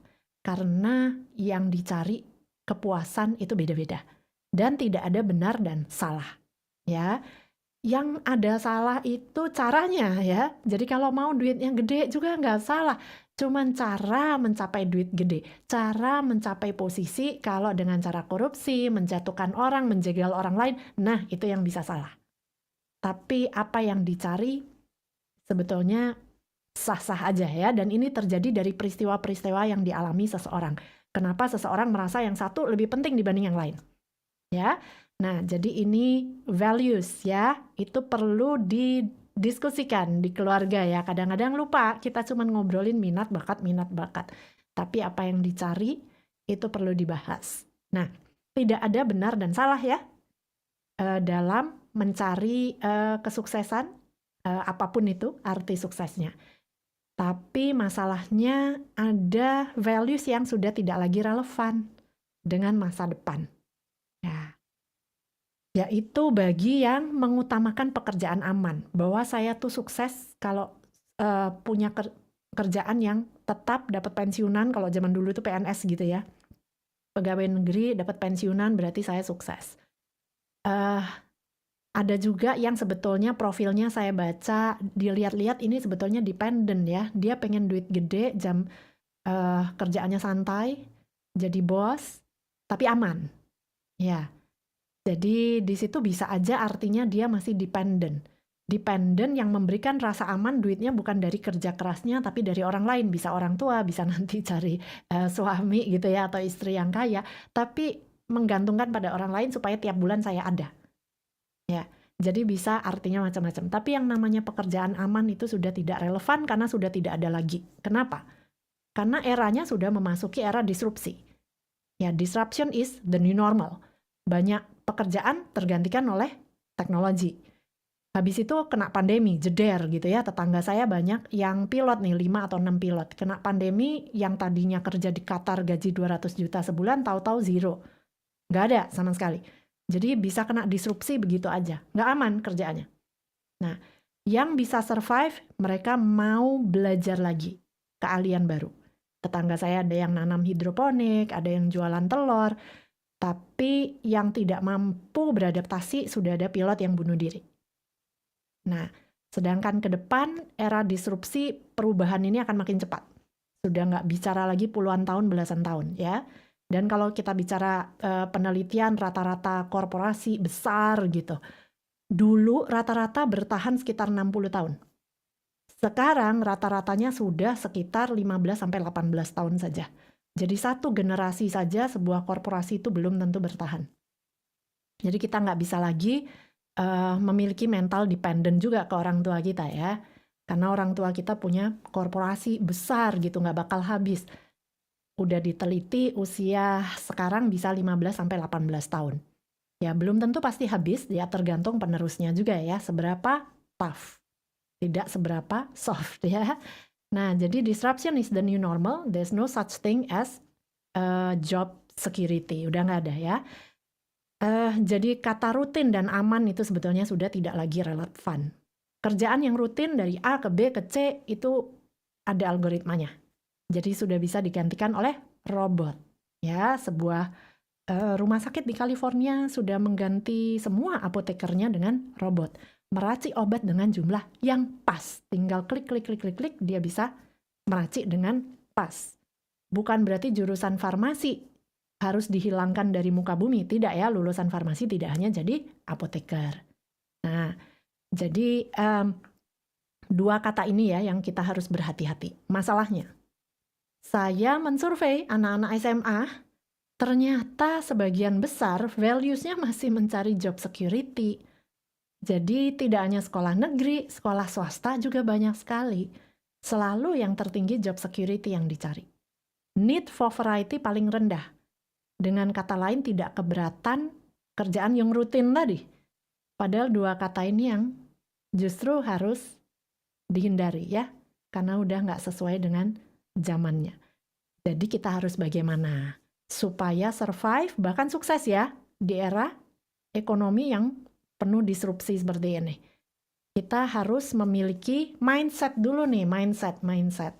Bukan ilmunya karena ilmu jurusan bisa aja nanti obsolete gitu ya, tapi mindsetnya dulu. Mindset inovatif. Yang mana ini sama dengan mindset entrepreneurial. Aduh Bu Ina, saya itu atau anak saya itu nggak kreatif, gimana nih? Anak saya tuh kalau masak, dia ngikutin aja resepnya. Kalau menggambar, dikasih kertas kosong, dia tuh nggak ada ide. Gambar apa awalnya? Jadi, bagaimana bisa survive? Nah, inovatif, kreativitas, bukan tentang menggambar ya. Jadi ini yang sering disalahartikan.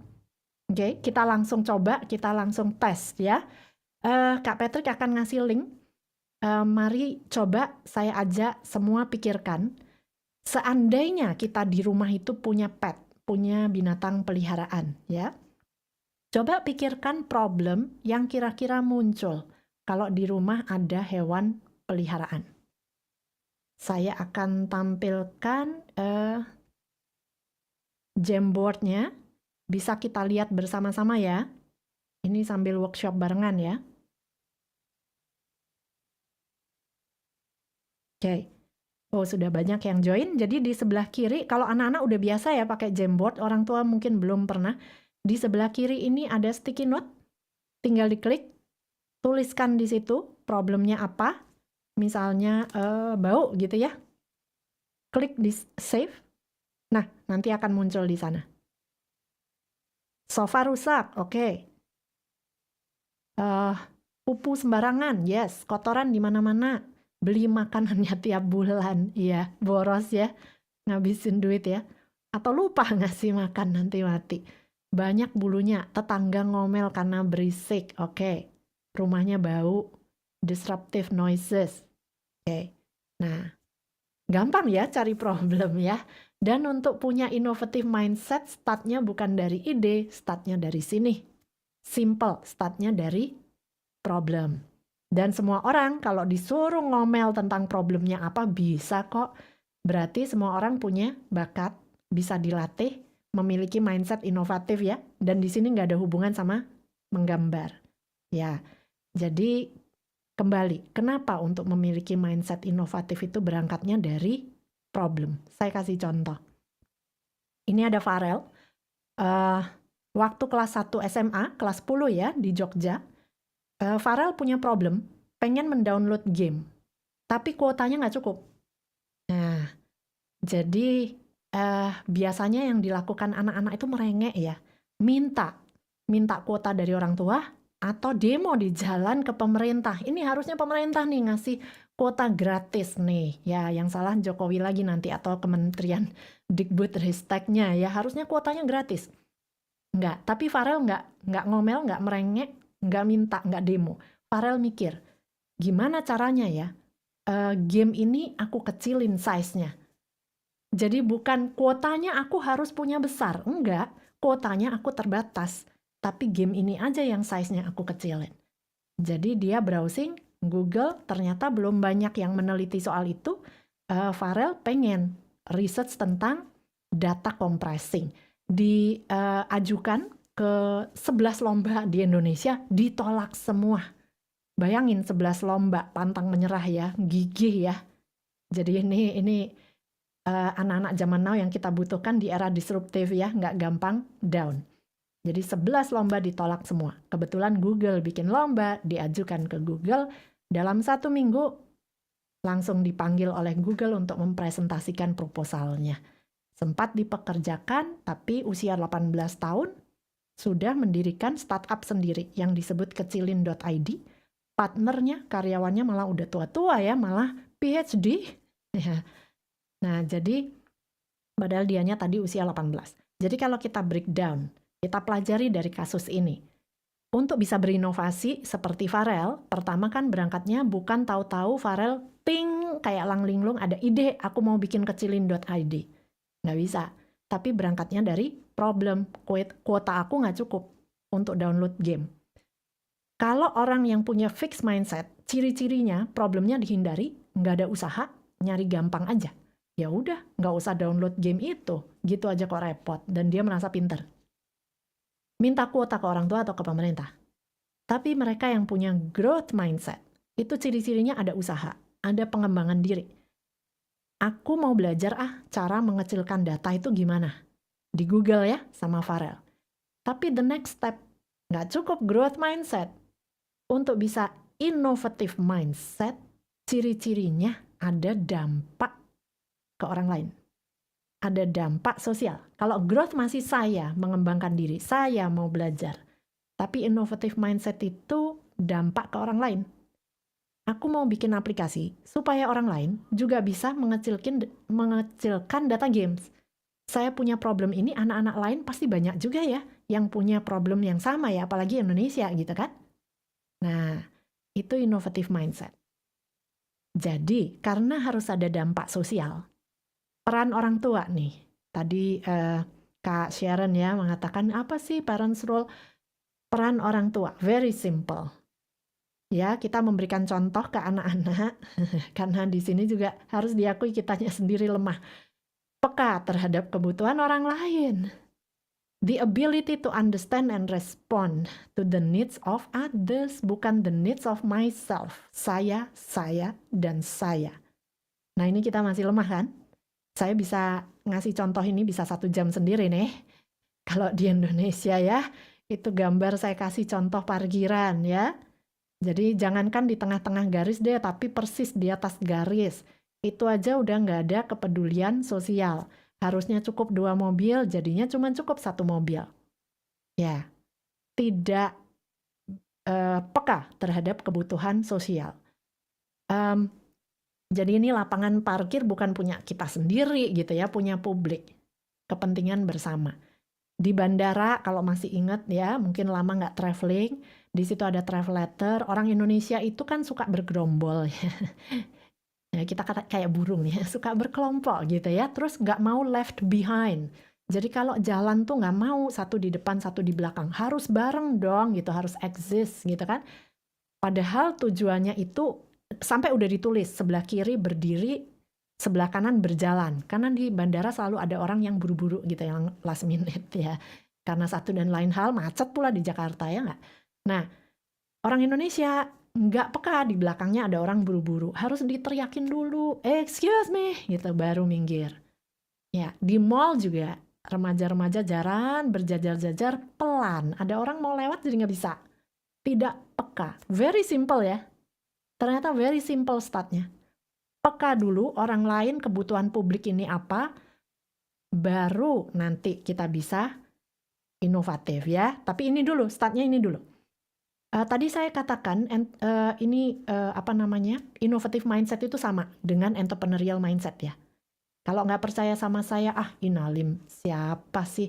Yuk kita tanya entrepreneur yang udah jelas-jelas semua pasti mengakui sukses kan. Foundernya Gojek. Yang Gojek itu sudah menjadi dekakon pertama Indonesia. Valuasi perusahaannya kan sudah dekakon itu di atas 10 miliar US dollar ya. Jadi udah dekakon. Yuk kita tanya tips dari beliau sebelum beliau menjabat sebagai Menteri Pendidikan. Tips buat entrepreneur, jangan fokus kepada bisnis modelnya, jangan fokus kepada apa yang orang lakuin di luar, fokus kepada masalah yang dialami banyak orang. Kalau masalah itu tidak dialami banyak orang, ya bisnisnya segede gitu. Kalau masalah itu dialami banyak orang, ya kesempatannya segede gitu. Ya, jadi pertama fokus pada masalahnya. Kemudian beliau bicara soal skala. Kalau masalah itu dialami segelintir orang, sebetulnya business opportunity-nya ya segitu nanti bakalan. Tapi kalau problem ini dialami semakin banyak orang, ya opportunity-nya akan segitu. Karena kalau saya punya problem, Anda kasih saya solusi, saya bayar. Tapi kalau saya nggak punya problem makan burger warna krim, Anda tawarin saya burger warna merah. Tergantung sih, saya lagi mood nggak sih? Ya, itu cuman tren. Kalau jaraknya kejauhan mungkin enggak deh ya, kalaupun ditawarin burger warna merah. Tapi kalau saya udah punya masalah, meskipun jauh saya kejar, saya cari. Karena ini solusi dari masalah saya, kan gitu. Dimanapun yang memberikan solusi ini berada. Ya, jadi ya kayak misalnya banyak orang bermasalah dengan kaki, tapi yang memiliki keahlian tentang kaki yaitu podiatrist di Indonesia mungkin cuma 1, akhirnya ngantrinya 4 tahun kan itu di Kelapa Gading. Jadi meskipun jauh dari berbagai penjuru Indonesia dikejar tuh, karena orang udah punya masalah, dikasih solusi, orang akan bayar, orang akan ngantri. Ya, jadi pertama sebetulnya dari problemnya dulu ya. Sekarang, setelah udah tahu problemnya ya, langkah berikutnya, yuk kita kembali ke Jamboard tadi ya. Silakan coba dipikirkan, kira-kira solusinya apa? Kalau tadi sudah bisa nyebut nih, sofanya rusak, bulunya banyak, tetangga kurang suka, kotoran ada di mana-mana, rumahnya bau, lupa ngasih makan. Nah, jangan cuma nyebutin problem, jangan hanya menjadi bagian dari problem. Klik next page, jadilah bagian dari solusi. Ayo, saya tunggu. Tadi yang sudah bisa menyebut problemnya, tulis solusinya. Tadi yang belum join bagian dari problem, siapa tahu bisa jadi bagian dari solusi ya. Boleh ikut. Nah, mulai takes a while ya. Ya, aku mau belajar pet training, growth mindset ya. That's a good start. Jadi saya mau mengembangkan diri. Nah, fix mindset ya, nggak usah pelihara hewan gitu aja kok repot. Tapi orang lain tetap ada masalah, di situ ada business opportunity berarti. Ya, perlu automatic feeder, keren banget. Tadi lupa kan ngasih makannya, ya buatin aja automatic feeder. That's an innovation ya. Kalau saya punya masalah, orang lain jangan-jangan juga punya masalah yang sama. Saya kasih solusi automatic feeder, people will pay. Nah, ini menarik. Tapi memang jumlahnya lebih dikit solusi ya. Mencari solusi nggak gampang ya. Ngomel soal masalahnya gampang ya. Nyari solusi susah. Kenapa? Nah, ini saya pakai contoh yang ini ya. Ganti makanannya, mungkin biar nggak bikin bau kotorannya. Keren. Kenapa nyari solusi itu tidak mudah? Bentar. You cannot innovate from nothing. Jadi kalau kita nggak punya expertise, nggak punya keahlian, ya kita nggak bisa menemukan sesuatu yang baru. Kalau tadi bicara makanan ya, contoh ada cat food, reducing urinary pH. Emangnya kalau pH-nya dikurangin nanti baunya berkurang ya? Ini loh gunanya belajar kimia kan, yang dengerin di sekolah. Jadi ternyata punya keahlian itu bisa dipakai untuk menyelesaikan masalah. Bagi yang selalu bilang, apa sih gunanya, untuk apa sih sekolah, semua nggak kepake nih. Nah, akhirnya yang nggak punya expertise di masa pandemi kelihatan. Bisnisnya cuman mindah-mindahin barang, tidak berinovasi.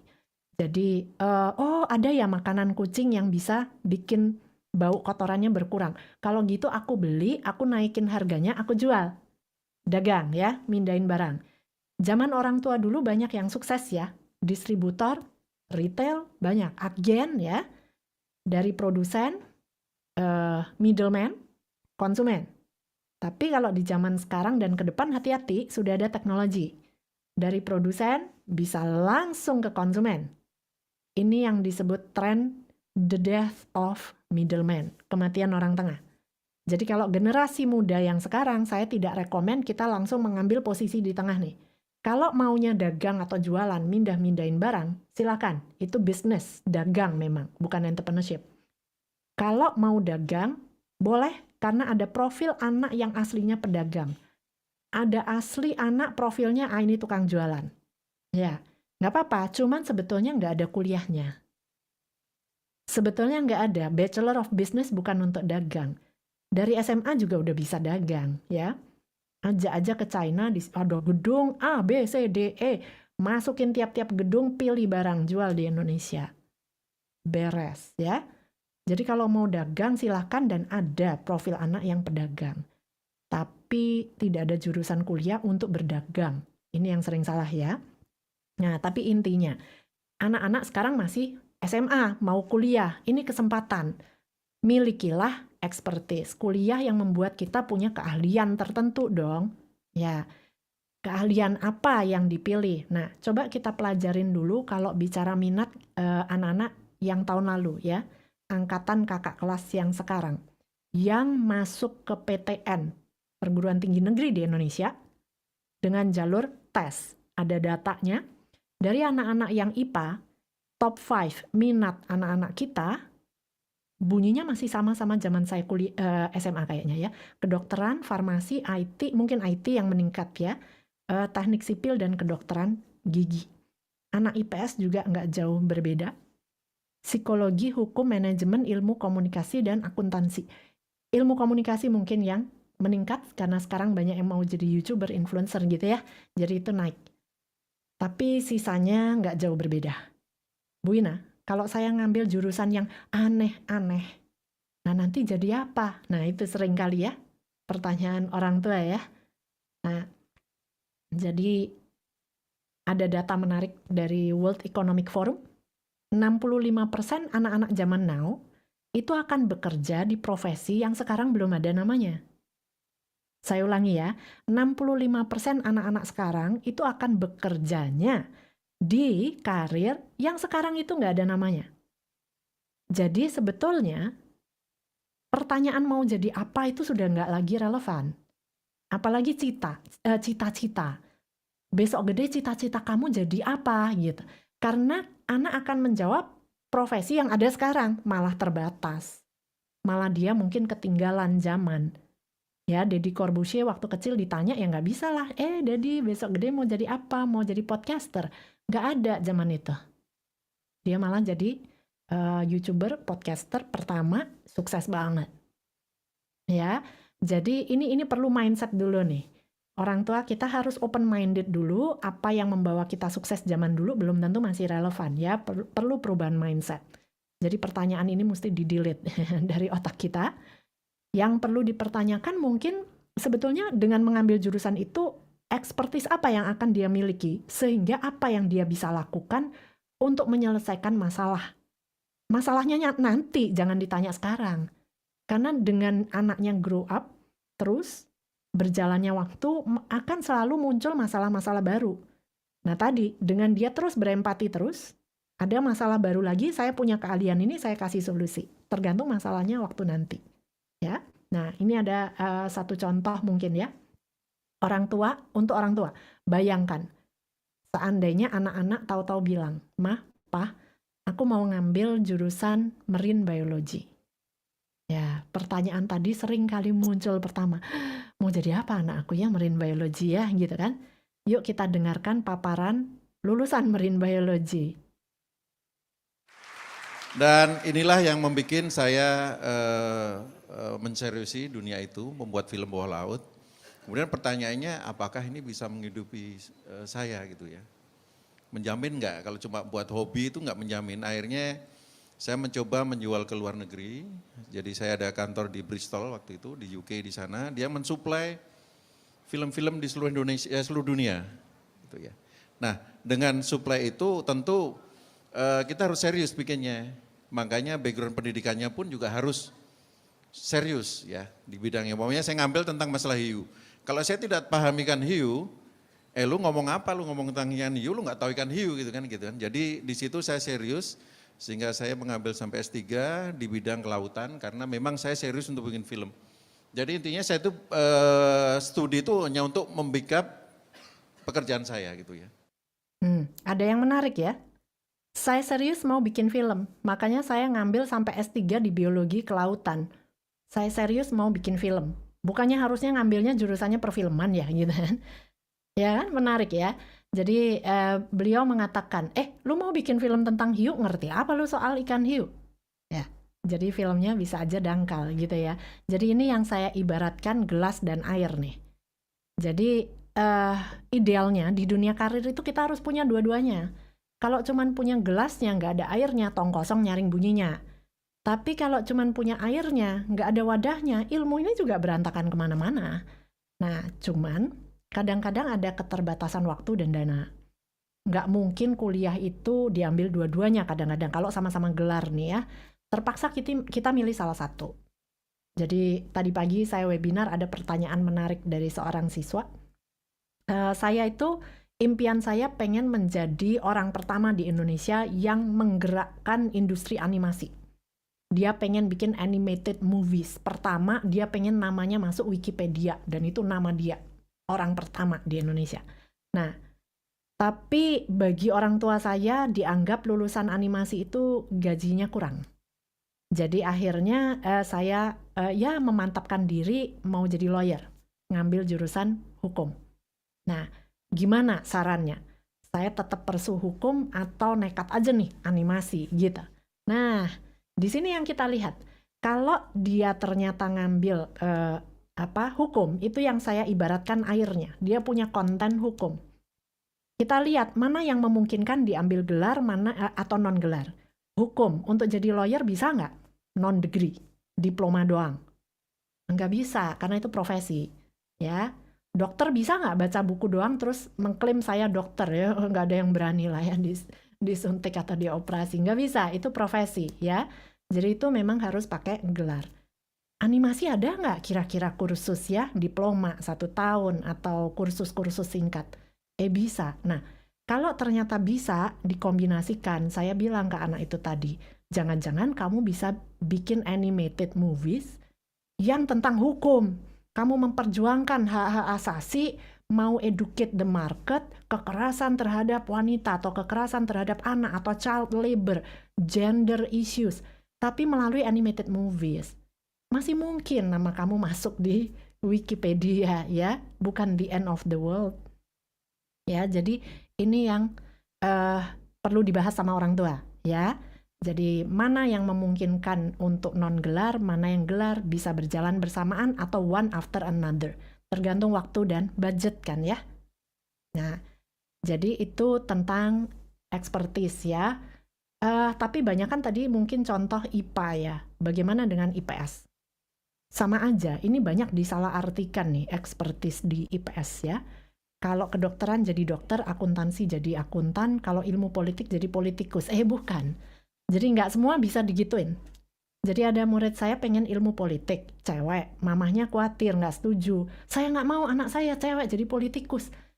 Bukan, jadi itu bukan profesi ini, jurusan ini bukan untuk profesi ya. Jurusan di IPS itu banyak yang kita kategorikan transferable skills. Ilmu yang bisa ketransfer ke banyak bidang lain. Jadi dengan belajar ilmu politik, sebetulnya keahlian apa, expertise apa yang akan dimiliki? Dia jago menganalisa.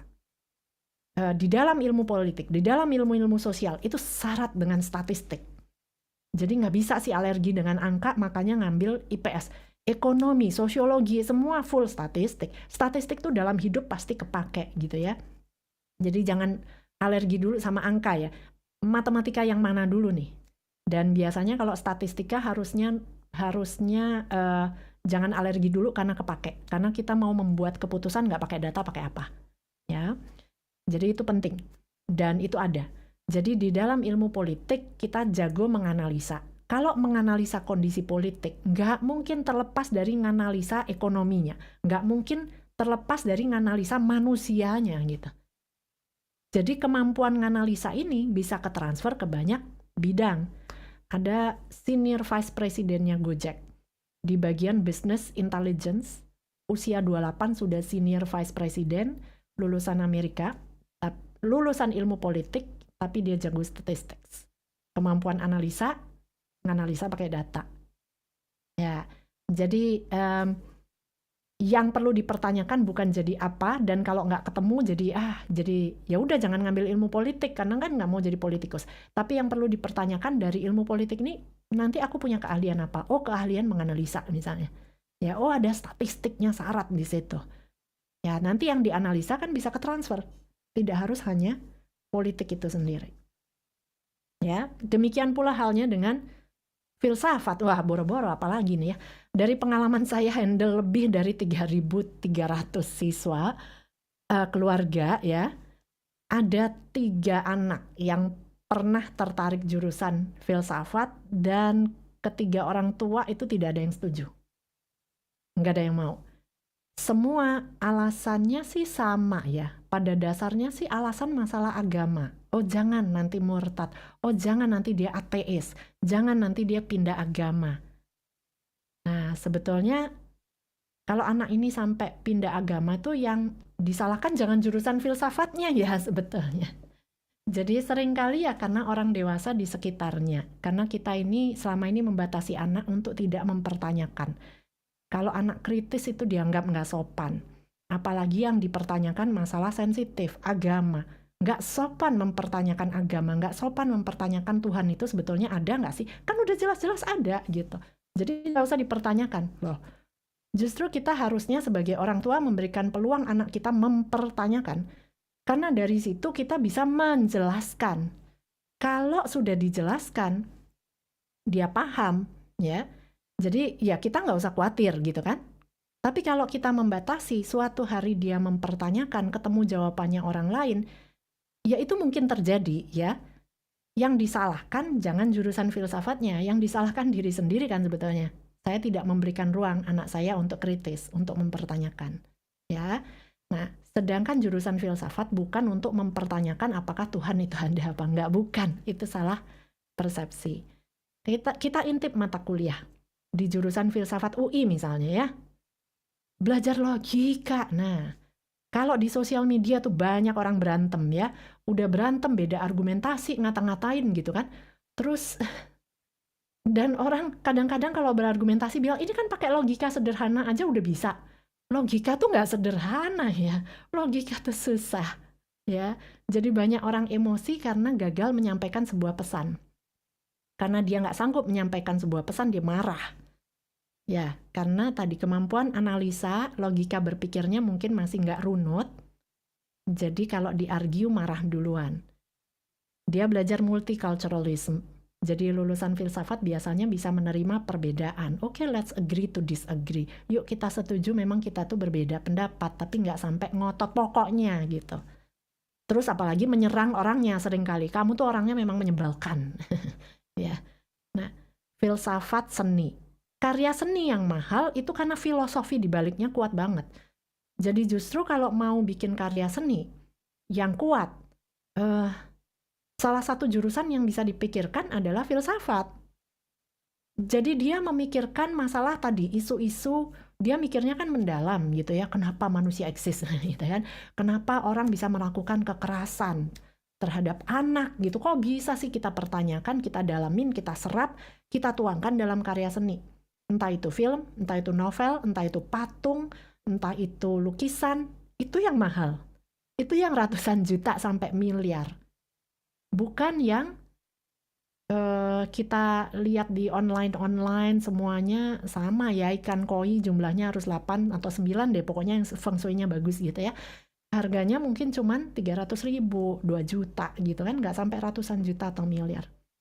Tapi filosofinya yang penting. Ya, apa yang mau protes, apa yang mau diungkapkan, atau message apa yang mau disampaikan, itu yang mahal. Ya, jadi kalau kuliah seni rupa bukan belajar teknik melukis, tapi itu akan belajar banyak ilmu-ilmu sosial, teori keadilan, filsafat analitik gitu ya. Jadi kalau kita lihat contoh lulusan filsafat, bisa jadi apa? Bisa jadi bilioner lah ya. Ini Reid Hoffman, bilioner, co-foundernya Liem. Bachelornya itu symbolic science dari Stanford. Nah, ada nggak orang Indonesia yang pernah milih ini? Coba. Nah, dari All In ada nggak yang daftar ke Bachelor of Science in Symbolic Science? Nggak pernah ada. Orang Indonesia mah itu mulu ya. Manajemen aja. Ya, symbolic science. Ini belajar sudah multidisiplin banget. Jadi ada filosofinya, ada psikologinya, ada komunikasinya. Ya, ini bukan kayak Da Vinci Code gitu. Nah, tapi S2-nya, instead of a business education, he pursued his master's degree in philosophy. He told us that the analytical thinking skills he learned have made him a better investor and entrepreneur. Jadi di filosofi itu jago ya, untuk mengidentifikasi problem. Ini kesannya kok ruwet banget. Ternyata ujung masalahnya ini loh. Satu ini udah langsung dibidik solusinya. People will pay. Entrepreneur. Ya, jadi gak melenceng dia dalam mengidentifikasi masalah. Membaca satu paragraf, bisa dilihat ya berita-berita, terus komentarnya udah simpang siur kemana-mana. Kontennya apa? Komentarnya kemana? Dalam membaca satu paragraf, coba ini diganti dengan 2 kata, 3 kata. Nah, nggak bisa. Intinya apa sih satu paragraf ini? Melenceng. Nah, itu orang filsafat tuh jago. Ya. Deep thinking itu jago. Problem solving skills-nya kuat. Problem solving skills bisa ditransfer ke banyak bidang. Dulu LinkedIn punya data yang bisa dibuka, sayangnya sudah ditutup, tapi saya sempat ngambil datanya. Lulusan filosofi di seluruh dunia itu pada kerja di mana? Ada datanya semua. Top 3 yang saya ambil, tertinggi banyak yang ke pendidikan, bukan karena nggak laku, tapi ternyata banyak problem itu ujung akar solusinya ada di pendidikan kan ya. Korupsi, pendidikan, bukan hukuman. Ya, nggak bikin jerak, tapi itu karakter sebetulnya korupsi itu. Kemudian yang kedua, banyakan di media. Ya, mereka jadi copywriter itu juga banyak. Jadi ini produk saya kemas dengan 2 kata, selfie expert. Udah, langsung brandnya nancep, ya kan? Mereka jago kan? Atau Nike, just do it gitu. Nah, meremas itu semua yang compact itu mereka jago. Jadi di industri media banyak, jadi penulis banyak, kemudian entrepreneur. Jadi dari data di seluruh dunia lulusan filosofi itu top 3 pekerjaannya. Banyak yang jadi pengusaha. Bukan salah jurusan. Karena dia jago identify sebuah masalah. LinkedIn sendiri kan sebetulnya it's a business. Entrepreneur. Ya, pendirinya lulusan filosofi dari Oxford. Ya. Nah, jadi itu contoh ya. Expertise mana yang harusnya diambil dari masing-masing dari anak kita, karena anak kita kan beda-beda ya. Yuk kita coba kenalin anak-anak kita. Ini bukan psikotes, jadi ini hanya kuis aja untuk saya memudahkan menjelaskan ya. Nah, silahkan Bapak Ibu kembali ke Jamboard tadi. Di situ ada lukisan ya di halaman ketiga. Nah, silahkan tuliskan kata-kata yang pertama kali muncul begitu melihat lukisan ini. Lukisannya sama, saya yakin kata-kata yang muncul di benak Anda beda-beda. Oke, pasar. Saya taruh di kiri ya, supaya memudahkan kepribadian kiri atau kanan. Kehangatan, saya taruh di kanan ya. Happy, saya taruh di kanan. Kebahagiaan. Banyak orang kanan ini. Ada lagi?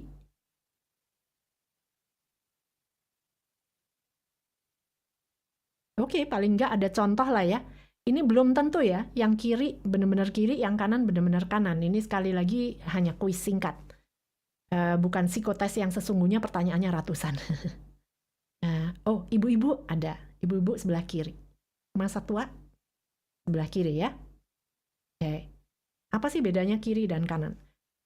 Bapak Ibu anak lahir nggak kertas kosong. Ya, anak lahir itu ada bawaan masing-masing. Ibarat kita punya 2 tangan.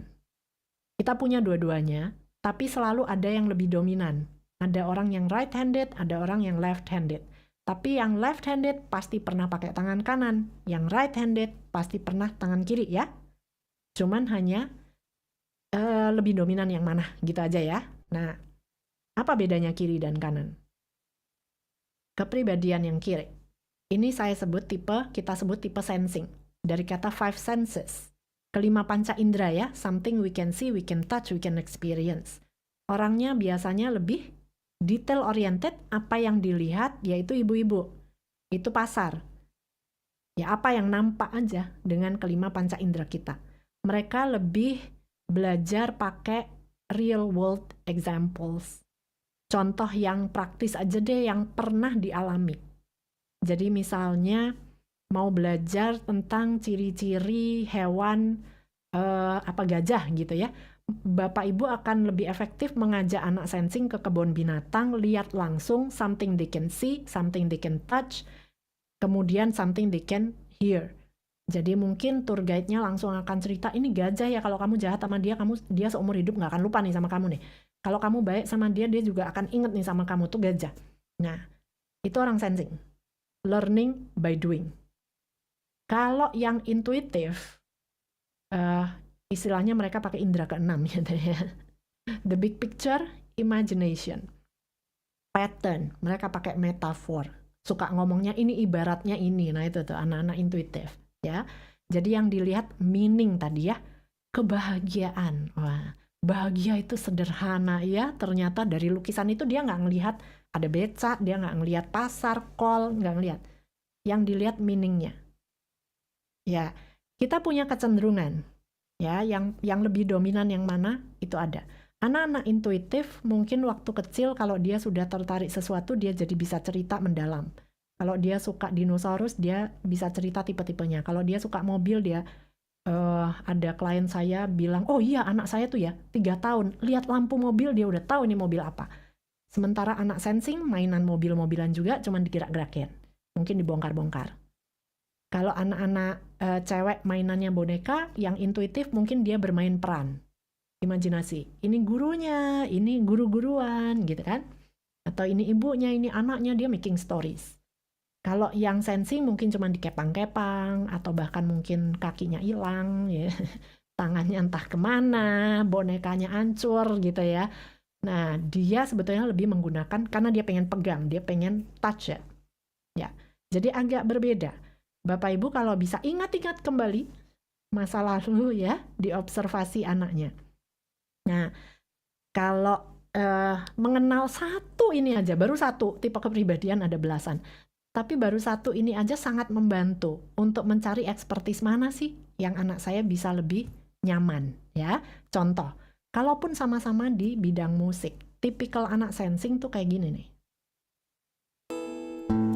Ku terima suratmu, telah ku baca, dan aku mengerti betapa merindunya dirimu akan hadirnya diriku di dalam hari-harimu bersama lagi. Ya, coba dilihat nanti di YouTube-nya Felix Irwan, itu banyak kan video-video lagu-lagunya, dan viewernya jutaan, sukses juga ya. Jadi kedua anak tadi, sensing, intuition, sama-sama bisa sukses di industri yang sama. Coba lihat Felix Irwan, banyak kan lagu-lagunya itu mengcover lagu-lagu yang sudah ada, dinyanyikan mirip atau bahkan persis aslinya. Jadi anak-anak sensing kalau dileskan musik, dia ikutin aja partiturnya. Ini yang kalau masak, dia ikutin aja resepnya. Kalau menggambar, dia butuh guidance, dia butuh contoh. Kalau main Lego, dikasih contoh helikopter, dia ikutin aja bikin helikopter. Ya, tapi kalau anak intuitif, udah dikasih partitur, jadi lagunya beda. Udah dikasih resep soto, jadinya nggak kayak soto gitu ya. Jadi itu beda. Anak-anak intuitif kayak gini nih. Saya meminta teman-teman dari seluruh daerah di Indonesia untuk mengirimkan kalimat di rumah aja menggunakan bahasa daerah mereka masing-masing. Dan ini adalah hasil kompilasinya. Di rumah aja, di rumah aja, di rumah aja, di rumah aja, di rumah aja, jangan kemana-mana, di rumah aja. Oh apa tuh, oh apa tuh, oh apa tuh. Di rumah saya naik kejar motor, tunggu pulang batu, biar ke rumah saya. Di rumah jauh, ini mau bangun, mulai ketungkar, riba nuang, untuk bangun ini lahir, jioban bola, riba lah mangkuk, di satu kali. Ya. Kalau sama-sama di bidang musik, mungkin yang sensing dia tadi ambil performing gitu, music performing gitu, dia nyaman kan, ikutin aja, nggak perlu compose gitu. Kalau sudah pengalaman lama, baru nanti dia diajarin compose bisa ya. Kalau yang intuitif seperti ini, biasanya dia lebih nyaman masukkan dalam music composing. Justru imajinasinya dia dikeluarkan, kasih kebebasan dari kecil. Kalau les musik jangan hanya harus yang diwajibkan tuh ya, wah harus ujian 1, 2 sampai level 8, ikutin aja ini. Justru kasih dia kebebasan dari kecil. Kalau mau create sendiri, compose sendiri. Dari orang tua apa yang bisa dilakukan? Difasilitasi. Ada salah satu murid saya sudah compose 3 lagu waktu SMA, nggak perlu nunggu kuliah ya, jangan cuman bilang kepengen nulis lagu. Ya dari sekarang lah. Ya ditulis, kemudian orang tuanya memfasilitasi dipublish di Spotify sudahan. Ya, jadi itu yang membuat juga orang tua lebih yakin. Ternyata nggak cuma kepengen, nggak cuma ngomong ya ada hasilnya, gitu ya. Nah, kalau yang di bidang IPA misalnya, sama-sama tertarik makanan, yang intuitif lebih gampang nyari yang food science gitu, langsung bisa dibedakan daripada food technology. Food science, bikin mie instan dari tomat nih, kayaknya lebih sehat kali ya. Nah, sementara kalau food technology untuk anak-anak sensing lebih nyaman. Proses pengawetan minuman sudah terbukti jalan pakai ini, ikutin aja resepnya tadi. Ya, yang sudah proven. Nah, kemudian kalau untuk anak-anak IPS, sama-sama tertarik dunia keuangan, yang sensing mungkin start dari accounting dulu lebih nyaman, Karena sensing itu fokusnya pada the present moment, yang sekarang. Pengeluaran pemasukan sudah terjadi. Beda 500.000 mana gitu. Biasanya yang sensing lebih detail oriented dibandingkan anak intuitif. Perkara hasilnya minus, Pak, tahun ini kita rugi, Pak. 20%. Loh, tahun depan saya mau untung 30%. Tahun depan nggak ada yang pasti. Nobody knows. Kita nggak butuh anak yang detail oriented, tapi kita butuh anak yang jago menganalisa dari berbagai sudut pandang. Jadi anak intuitif, tipenya kan dia ngelompat-lompat. Waktu kecil mungkin sering dijuluki nggak fokus, diajak orang tua ke psikolog, dikira ADHD, otis gitu ya. ADHD otis ada ya, tapi nggak semua. Kadang-kadang hanya karena dia intuitif aja, ngelompat-lompat. Bapak Ibu ngajak dia ngomong tentang Apple, dia ngomongin Steve Jobs gitu kan. Karena Apple itu reminds them on Steve Jobs. Atau ada yang bilang Isaac Newton, saya sampai kaget dulu ya. Saya bilang Apple gitu, terus ada anak langsung nyeletuk, Isaac Newton, gaya gravitasi dulu ketemunya dari Apple jatuh, buset. Dia inget gitu. Nah, banyak orang menganggap dia nggak fokus, tapi memang dia ngelompat-lompat. Tipe anak-anak finance, dia ngikutin berita yang bervariasi, politik-politik dia ngikutin. Sekarang hubungan China sama Australia lagi nggak bagus nih. Australia lagi suka nyinyirin China gitu ya. Kalau ini hubungan bagus, nanti harga saham batubara di Indonesia itu akan berubah. Nah, apa hubungannya? Ya, presiden di Amerika ganti, perang dagang sama China nih bakal lanjut nggak sih sebetulnya? Kalau lanjut, ekonomi Indonesia dampaknya gimana? Keuangan kita kuartal depan dapat order lagi nggak ya? Gitu. Jadi untuk masa depan kita bisa prediktif. Karena informasi yang diikutin anak-anak intuitif tadi, dia tahu duluan. Jadi dia bisa predik. Karena anak intuitif biasanya lebih fokus ke masa depan, bukan yang sekarang. Makanya dia sering mungkin nggak inget detailnya. Ya, mereka lebih pakai tadi indera keenam, insting. Jadi kalau bapak ibu pulang ke rumah gitu ya, mungkin anak sensing bisa bilang, oh iya mama udah pulang, kenapa ada sepatu di sepatunya mama udah lihat. Dia ngelihat detailnya. Yang anak intuitif, oh ya mama udah pulang, kenapa? Nggak tahu juga sih, karena dia nggak tahu detailnya. Tapi somehow kayaknya udah pulang kok, dia tahu kok, cuman apa nggak tahu. dia nggak inget detail-detail bahwa dia ngelihat sepatunya. Ya, nah kalau untuk ini yang sering salah, saya suka menggambar, berarti saya pasti arsitek atau desain. Jangan buru-buru ya, arsitek itu abstrak, tanahnya masih kosong. Kita harus bisa ngebayangin ruangan di udara, belum ada. Jadi itu anak-anak intuitif biasanya, arsitek. Kalau anak-anak sensing, suka bangunan, tidak harus dia itu kontraktornya sebetulnya. Gambarnya sudah ada, hitungannya sudah ada, dia tinggal bangun. Ya, bisa di industri yang sama. Jadi ada jurusan Construction Engineering Management gitu kan, yang untuk kontraktornya. Nah, kalau yang intuitif itu fashion design-nya, yang sensing ini sebetulnya produksinya, bikin workshop, bikin home industry kayak Nilo Jelantik. Satu sendal sekian juta. Ya, kalau jurusannya, kalau mau keluar negeri, pilihan untuk anak sensing itu banyak. Di Indonesia agak terbatas. Di luar negeri itu bisa spesifik footwear design, bachelor 4 tahun untuk bikin sendal sepatu. Ya, langsung jadi. Ada textile design, bisa jadi suppliernya fashion designer atau interior designer. Ya. Kalau di Indonesia ada KRIA jurusannya ya. Di ITB ada tekstil, ada keramik. Bisa jadi suppliernya arsitek atau developer kan bikin keramik, lantai kayu, lantai tapi motif batik misalnya. Bisa ekspor. Ya, jadi dengan mengenal satu tipe kepribadian aja, memilih expertise lebih mudah. Ya, tapi ini baru satu ya, masih banyak kepribadian yang lain. Sekarang, nah umumnya begini nih, anak saya yang kanan atau kiri, tapi saya kepengennya karena dunia kesini, saya kepengen semua anak, kata Harvard tuh ya, data scientist adalah the sexiest job of the 21st century. Berarti semua anak harus jadi data scientist gitu. Padahal anak saya mungkin nggak jago analisa misalnya. Ya, ada anak yang terlahir untuk menghibur orang lain ya. Dunia nggak ada cak lontong, kayaknya garing deh ya.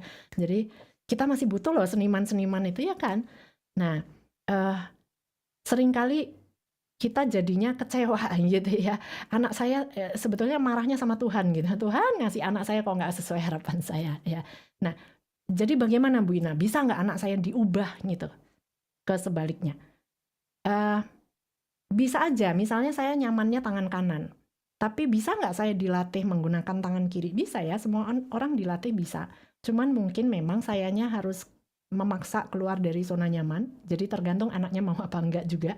Karena dampaknya bisa macam-macam, ada yang rela aja, ngikut aja, tapi ada yang stres gitu ya, ada yang marah, ada yang depresi. Tapi hasilnya juga bisa jadi tidak sebagus mereka yang aslinya memang dari sononya left-handed. Ya, jadi kalau saya sih, lebih baik pakai prinsip ini. Ya, toh banyak inovasi itu lahirnya dari radical collaboration. Misalnya saya memang terlahir itu monyet lah ya, keahlian saya manjat. Bisa nggak sih dilatih lari secepat kuda atau lebih cepat dari kuda? Ya secara bone structure-nya aja udah beda gitu ya. Kalau saya mendingan ajarin anaknya berkolaborasi dengan kuda. Jadi kuda di situ ada danau, kamu lari ambil air ya, saya manjat apel. 5 menit lagi kita piknik, ada makanan, ada minuman. Dapat hasil. Daripada saya menghabiskan waktu untuk lari, ngejer kuda sampai sono telat gitu kan. Ada kuda, ada citah yang memang jago lari, danaunya udah habis. Tapi saya juga udah habis waktunya untuk manjat tadi. Nggak dapat makanan, nggak dapat minuman. Ya, jadi kalau saya, ya kita terima dulu anak kita, pemberian Tuhan ini jagonya di mana. Kalau ada kekurangan dia, tidak harus semua keahlian itu anak kita yang memiliki ya. Kan tinggal kolaborasi aja.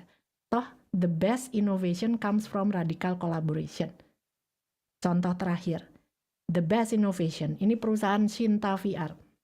Perusahaan VR pertama di Indonesia, berarti kan termasuk yang very innovative ya. Pertama, kalau kita lihat pendirinya, tiga-tiganya tampangnya udah beda. Ya, radical collaboration, dari latar belakang orangnya aja udah beda. Kelas ekonominya beda. Ya, mungkin agamanya juga berbeda. Andes Rizky, saya wawancara dari kelas ekonomi bawah. Lulus SMA, nggak bisa langsung kuliah. Dia harus kerja dulu jadi SPB, Sales Promotion Boy. Jadi jangan mudah menghina orang-orang yang kerja jadi SPB, SPG. Suatu hari kita bisa aja kerja sama dia, ya kan? Nah, habis itu dia ngumpulin duit, dia bisa kuliah ambil fisika di UI. Sambil kuliah fisika, dia bergaul sama anak-anak fisip, bikin film. Fisika, bikin film. Jadi VR. Akiraso orang Jepang. Andes Rizky, kelas ekonomi bawah. Mana bisa keluar negeri? Kok bisa ketemu sama Akiraso? hari gini ya, network itu online ya, digital. Jadi bergabung di komunitas VR, ketemu sama Akiraso. Andrew Steven yang kita bilang WNI keturunan gitu ya. Bagi saya pribumi juga udah lahir di Indonesia, generasi keberapa. Lulusan luar negeri, jurusan VR. Jadi latar belakang keahliannya beda-beda, rasnya beda, ya kan? Suku beda-beda, kelas ekonomi beda-beda. Lulusan luar negeri berarti ekonominya Andrew Steven lumayan dong ya, menengah ke atas. Nah, kalau kita bergaul dengan semakin banyak orang, kita jadi tahu problemnya banyak orang, opportunity bisnisnya juga akan makin besar. Nah, kesimpulan dari webinar kita kali ini, yang paling penting untuk menghadapi masa depan yang penuh ketidakpastian, mindset dulu nih. Mindset harus dijadikan inovatif dulu. Dan ini bukan menggambar, sangat bisa dilatih, karena startnya ternyata dari problem. Dari mana kita ketemu problem? Ajarin anak-anak kita peka terhadap kebutuhan orang lain, bukan saya dan saya terus aja. Ya, kita nggak bisa memecahkan masalah kalau nggak punya expertise. Expertise mana yang dipilih sesuaikan dengan profil anak kita masing-masing pemberian Tuhan. Kalau kita nggak punya expertise yang diharapkan, ya ajarin anak-anak kita bisa berkolaborasi. Toh inovasi terbaik lahirnya dari radical collaboration. Jadi, dalam career exploration, it's not about what you can be. Jadi jangan lagi ditanya mau jadi apa, cita-citanya apa. No. It's about what you can do with your expertise. Jadi memiliki keahlian apa, jadi nantinya bisa ngapain, menyelesaikan masalah apa. Ya. So basically, they can create their own career ke depan. Saya Inalim dari jurusanku.com. Terima kasih atas perhatiannya. Saya kembalikan ke Citra dan Sharon. Thank you banget Ibu Inalim. Thank you for all the insights and we totally agree sama semua yang udah disampaikan. So we hope that we can meet another time lagi untuk sharing lagi karena kita mau sama-sama terus-terusan ingetin parents and student bahwa exploration itu penting dan caranya ngelakuin exploration juga penting. Thank you ya Ibu Ina. Oke. Ya, jadi kita masih mau lanjutin lagi ya, Syeda. So we would like to continue our session karena kita mesti kita sum up dulu nih. Tapi sebelum itu, before that, we want to point out something at the end of Ibu Ina's slides. I think we talk about collaboration. Yes, we do acknowledge that as well. That's why we are really, really thankful that we have partners, like company partners, who we called as a professional mentor for our mentees that have been supporting all the way. Today, we want to introduce two of among a lot of our corporate partners. Can you help me to share? Do you want me to share their videos to introduce? Yeah, I can share. Okay. So this one of, yeah. Is it visible? Ready? Yes, thank you. Okay, jadi yeah, sorry. So thank you so much tadi for Bu Liem. So yeah, I think I'll just say this one of our partners here.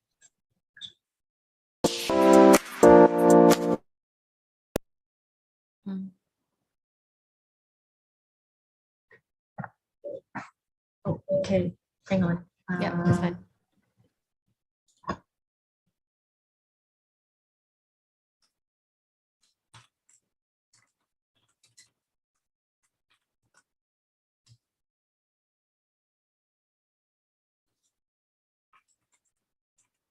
Sebentar kayaknya ada beberapa.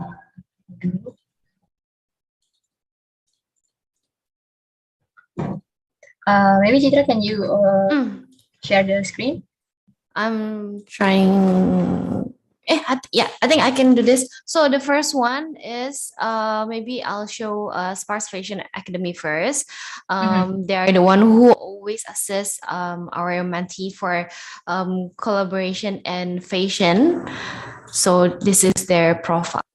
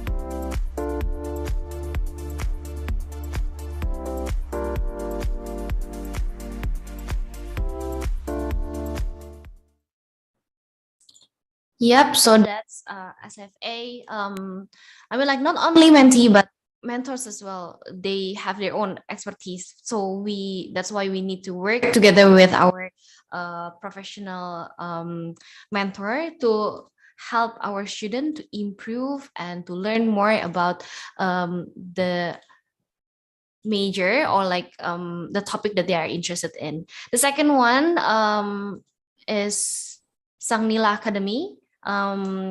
They are helping us with 3D arts and design. So let me share the screen with you guys.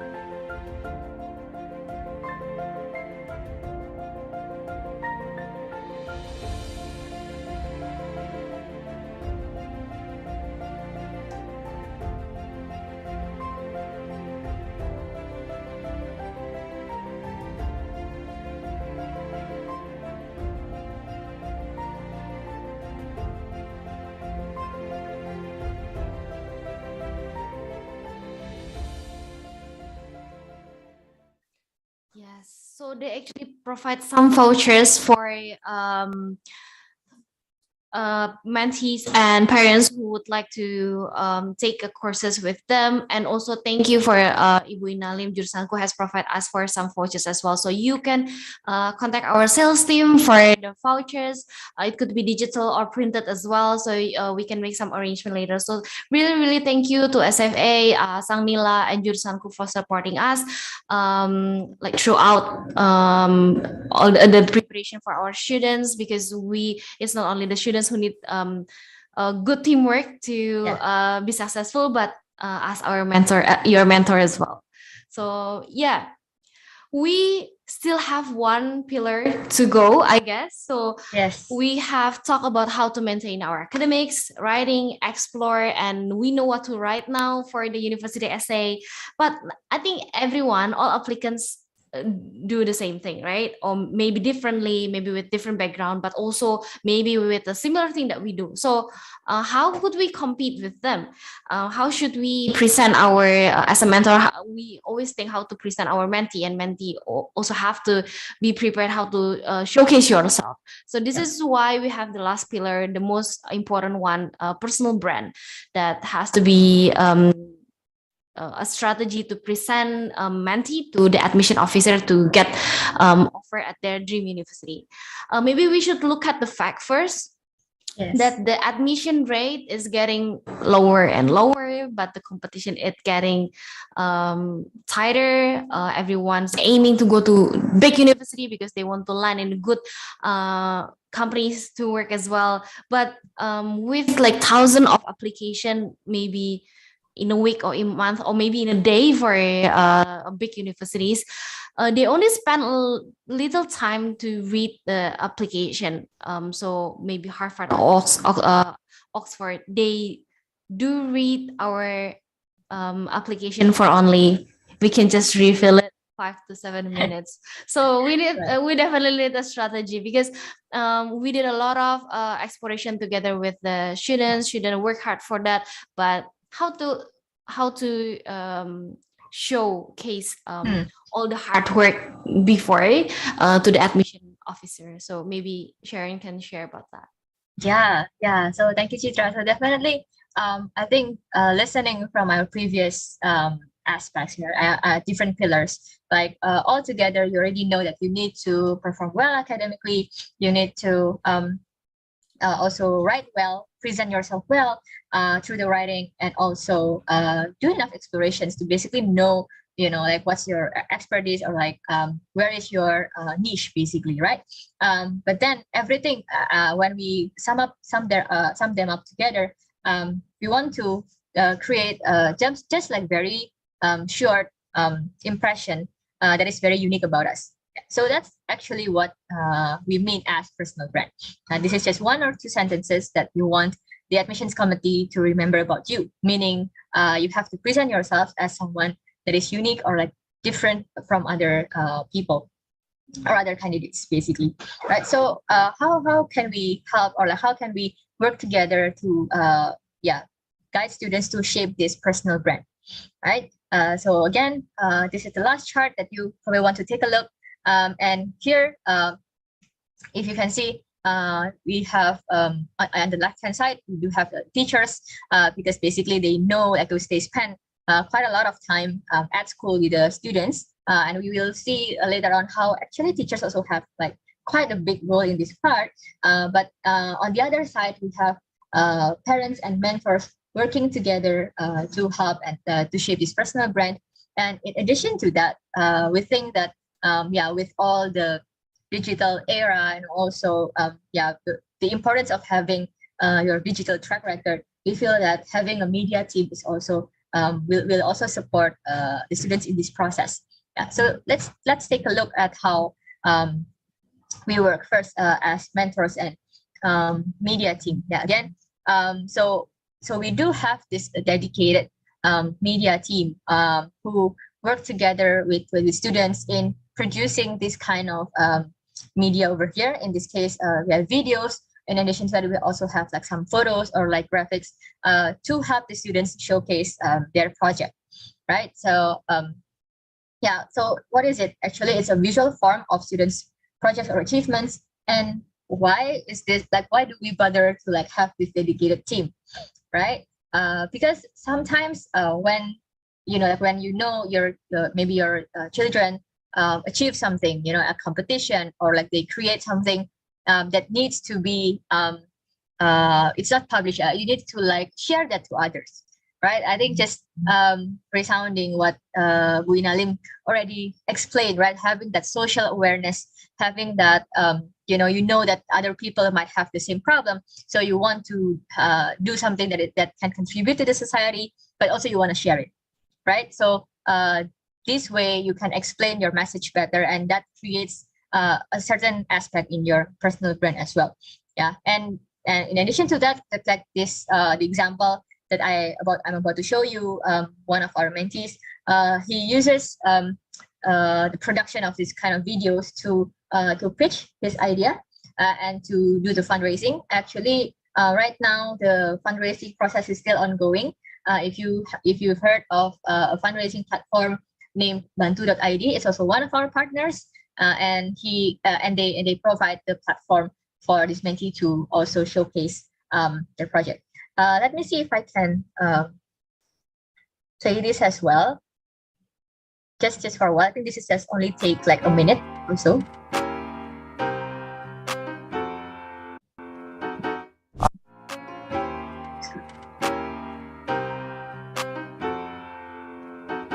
Hi, my name is Vincent. I'm a grade 11 student at Bina Bangsa, and I created UVinci.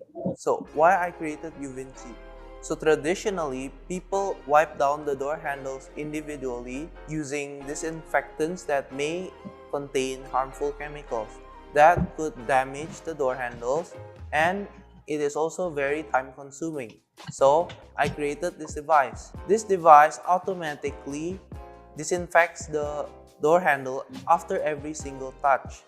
This device uses two LEDs which shines UVC rays to disinfect the door handles.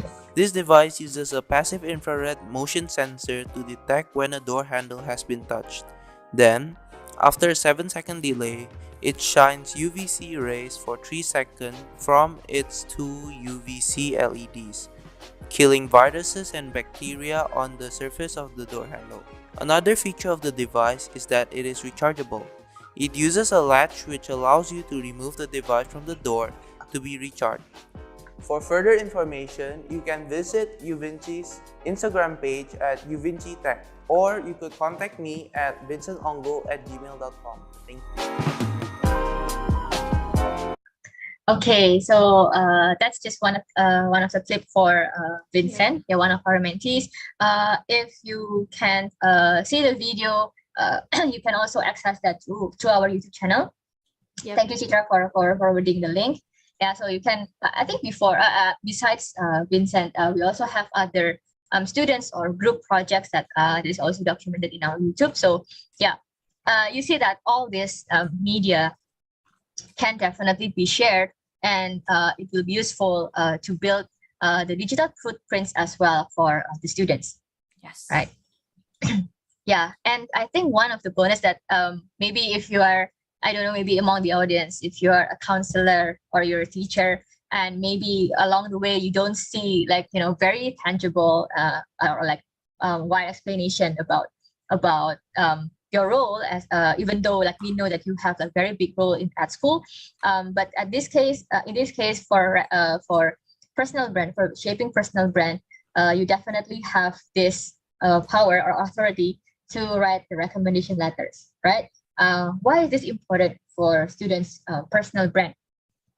Because this is like recommendation letters are the trusted witness from a certain from an adult, that is also credible, because you are representing the school and you are the one who understand, for example, the students' academic achievements or how they behave actually at school, right? So you give a teacher's perspective, you show to the admission committee like how the students behave among the school's environment, and also you can vouch for like the students' abilities, right? So if you can see from the previous from this chart, that we actually as mentors also communicate this with teachers from different schools, sharing to them basically how important it is to write a good recommendation letter that is not generic, right? But it's quite specific and personalized for all the students, right? Okay, so hopefully this helps every one of us to understand, so how we can together build the personal brand. Of course, in this case, mentors will also be involved by making sure that the personal brand of different students are anyway, it will be different, like from one person to another. Maybe you're worried, oh, if my child is interested in business, I think there are a lot of other students who are also interested in business, right? But with this recommendation letter, or also with the videos or projects that they make, we can better craft their personal brand, and therefore they can be a unique candidate for the school, right? So yeah, so I think that's pretty much that we have covered, like from this all these 4 pillars. Yep. So we have already talked about all the pillars, important pillars, and get some insights from Bu Ina Liem as well. How the academics is important, the writing skills for schools and university application. We know how to explore already personal brand that much needed. We all know that above all, teamwork is very important. It plays a big role in the whole process, right? And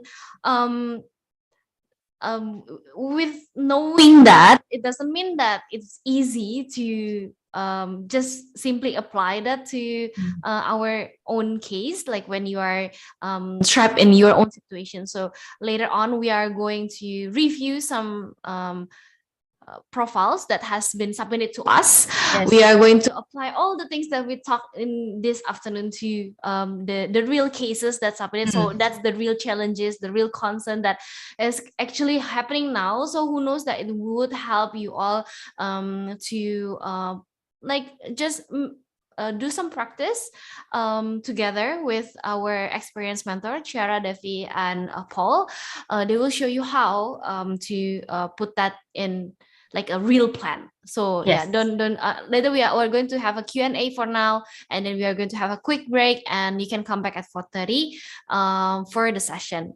But before you go, we want to invite you. Oh, actually, you can put all the question now, and then we are going to read it at the end. So you can ask Sharon, you can ask me, you can ask Ibu Ina as well.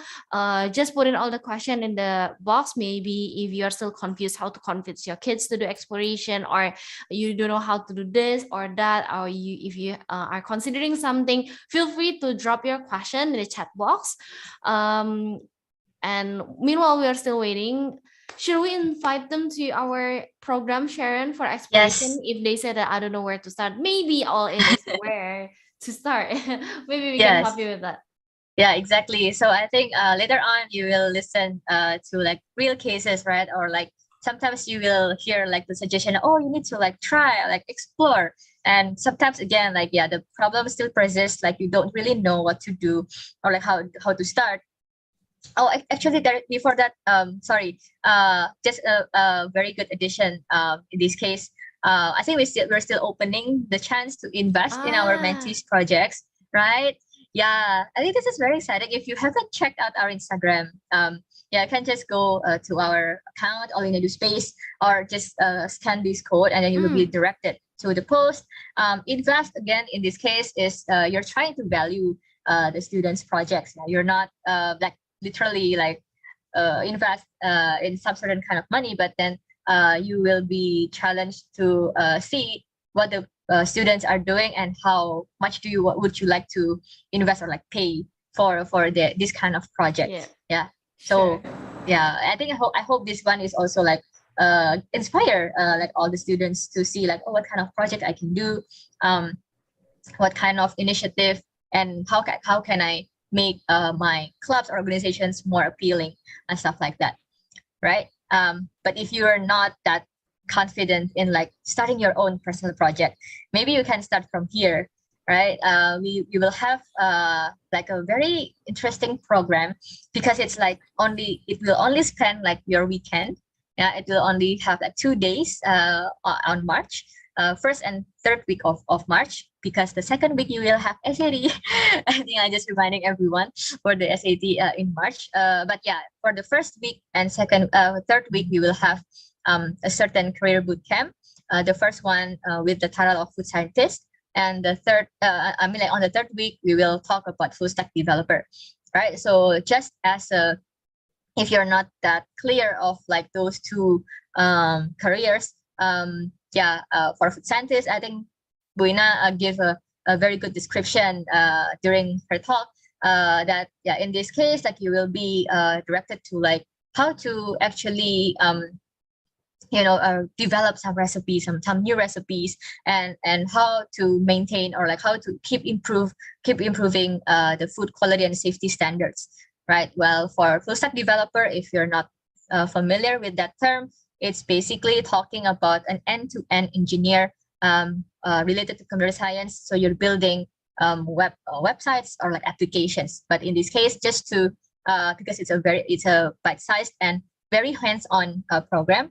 We will focus on the web developments, and basically throughout those 2 days, you will be faced with like different case studies and also some hands-on work, right? So if you're interested, just scan the code, or just can ask us directly about the program. We'll be very happy to assist you on that, right?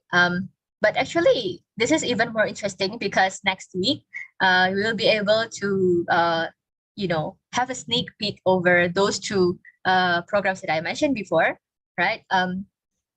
This is free again, so invite as many people as you want. Maybe they are interested in like either food science or like computer science, web building, those kind of topics, or even you're just you don't really know what you are interested in. Just come and listen, and then they will also show you like a day-to-day work from these two careers, right? Again, you can just scan the barcode and to register to our programs.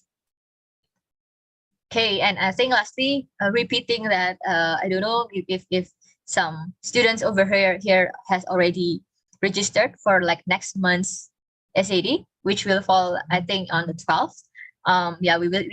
We're opening another prep sessions for those who are taking the test on May, because basically today I think for the March one, the registration deadline is already closed. So just reminding everyone to start early.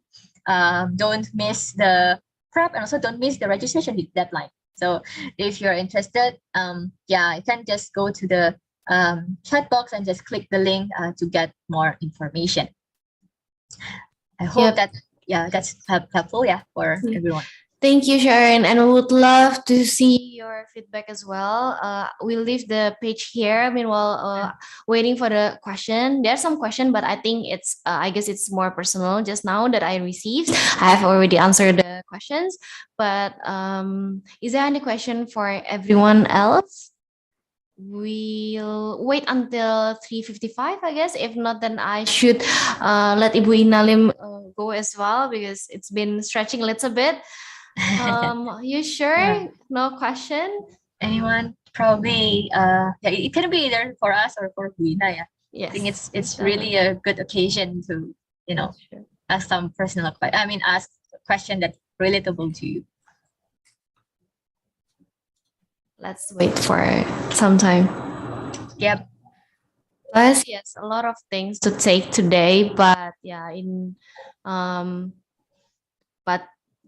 we have no choice but to deliver it all, because I think that's very, very important. And then we have to insert Bu Inalim there as well, because I think parents' point of view is very different with students' point of view. We work more with the student side, and Bu Ina maybe work to meet a lot of parents already, and then they know what the struggle and their point of view as well. So I guess we just hope that today's session is going to be fruitful for be a fruitful session for both parents and students.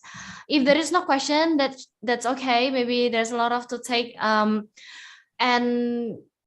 we always can connect you with Ibu Inalim anytime as well. Just feel free to contact us if we have the. Oh, we do have some. We do have a one question. question. Untuk pilihan studi di bidang kesehatan seperti dokter, apa hanya di Indonesia yang oke? Nah, Sharon mungkin I think bisa. because this question is not directed to any. I mean, like there's no direction. So I think kita langsung jawab dari kita sama mungkin dari Ibu Inalim juga boleh kasih masukan mungkin ya untuk pertanyaannya, untuk jawabannya maksud saya. Jadi maybe if I can just share a bit bidang kesehatan ya. I just speak in bahasa just to address. Jadi kalau bidang kesehatan mungkin kalau dari pertanyaannya kalau apa hanya di Indonesia aja yang oke, tentu enggak ya. Maksudnya banyak chance gitu di luar. Seperti yang mungkin Ibu Ina udah mention, beberapa jurusan yang cukup specialized gitu ya, yang jarang kita dengar pun tuh mungkin aksesnya akan lebih mudah gitu mungkin di luar negeri gitu. Nah tapi mungkin di sini yang butuh diadres juga adalah kalau misalnya spesifik nih seperti dokter atau mungkin apapun yang sifatnya klinis, ya itu mungkin perlu dipertimbangkan juga apakah nanti setelah lulus mau melanjutkan pekerjaan di Indonesia atau di nggak masalah tuh kalau misalnya tinggalnya di luar negeri, kalau bisa bahkan sesuai dengan negeri di mana dia belajar gitu. Karena ngomongin soal klinis itu kan something yang butuh license ya, butuh you have to pass a certain examination anyways gitu kan. Jadi ada license yang harus didapatkan lewat ujian, dan itu ujiannya biasanya di standarnya juga beda-beda gitu setiap negara. Makanya kalau untuk tergantung juga gitu dengan rencana setelah dari kuliah seperti apa, nah itu bisa disesuaikan seperti itu. Mungkin kalau dari Bu Ina ya mungkin bisa mau menambahkan. Ya. Nih sambil saya jawabin memang lebih banyak yang DM ya. Nggak bisa lihat saya ya. jawabin DM. Ya. Tapi yang untuk pilihan studi di bidang kesehatan seperti dokter apa hanya di Indonesia yang oke? Bukan yang oke itu maksudnya yang bagus ya, enggak ya. Tapi mungkin ini pernah mendengar udahlah kalau kedokteran di Indonesia aja. Betul. Gitu kali ya. Iya. Nah, kedokteran itu adalah profesi, sedangkan kalau profesi itu memang terikat dengan negaranya. Jadi bukan tipe yang universal. Kemudian kita bisa pindah-pindah negara seenaknya langsung bekerja di sana. Jadi kalau profesi memang terikat, ada izin dari masing-masing lembaga di masing-masing negara ya. Jadi ini yang membuat sulit. Jadi kalau kita bicara kualitas pendidikan kedokteran itu sendiri ya bukanlah maksudnya hanya di Indonesia yang oke, tiap negara ya pasti ada yang bagus. Tapi kalau untuk bekerjanya tadi seperti yang sudah disampaikan, karena ini profesi, kita harus berpikir nanti kerjanya mau di mana. Kalau memang kerjanya mau di Indonesia, sebetulnya tidak ada regulasi, tidak ada syarat tertulis bahwa lulusan luar negeri tidak boleh bekerja di Indonesia sebagai dokter. Bahkan kita Indonesia sudah menandatangani perjanjian masyarakat ekonomi ASEAN bahwa ada 8 profesi pekerjaan di mana negara-negara ASEAN itu bisa mondar-mandir, boleh. Itu yang tertulis. Tapi kalau kita bicara beda lagi, ya jadi kenyataannya masalahnya dari luar negeri pulang ke Indonesia itu harus ada kayak kursus lagi, kayak adaptasi penyakit-penyakit tropis yang mungkin banyak di Indonesia kayak malaria, tapi kalau di negara barat mungkin mereka nggak banyak gitu ya. Jadi nggak banyak dialami. Jadi harus les dulu. Masalahnya, jadi waktu kita mau daftar untuk kursus di Indonesia, kalau kenyataannya ini sisi gelap dunia kedokteran kita, banyak dibilang ngantri ya, belum ada spotnya ya. Dan ngantrinya bisa bertahun-tahun ya.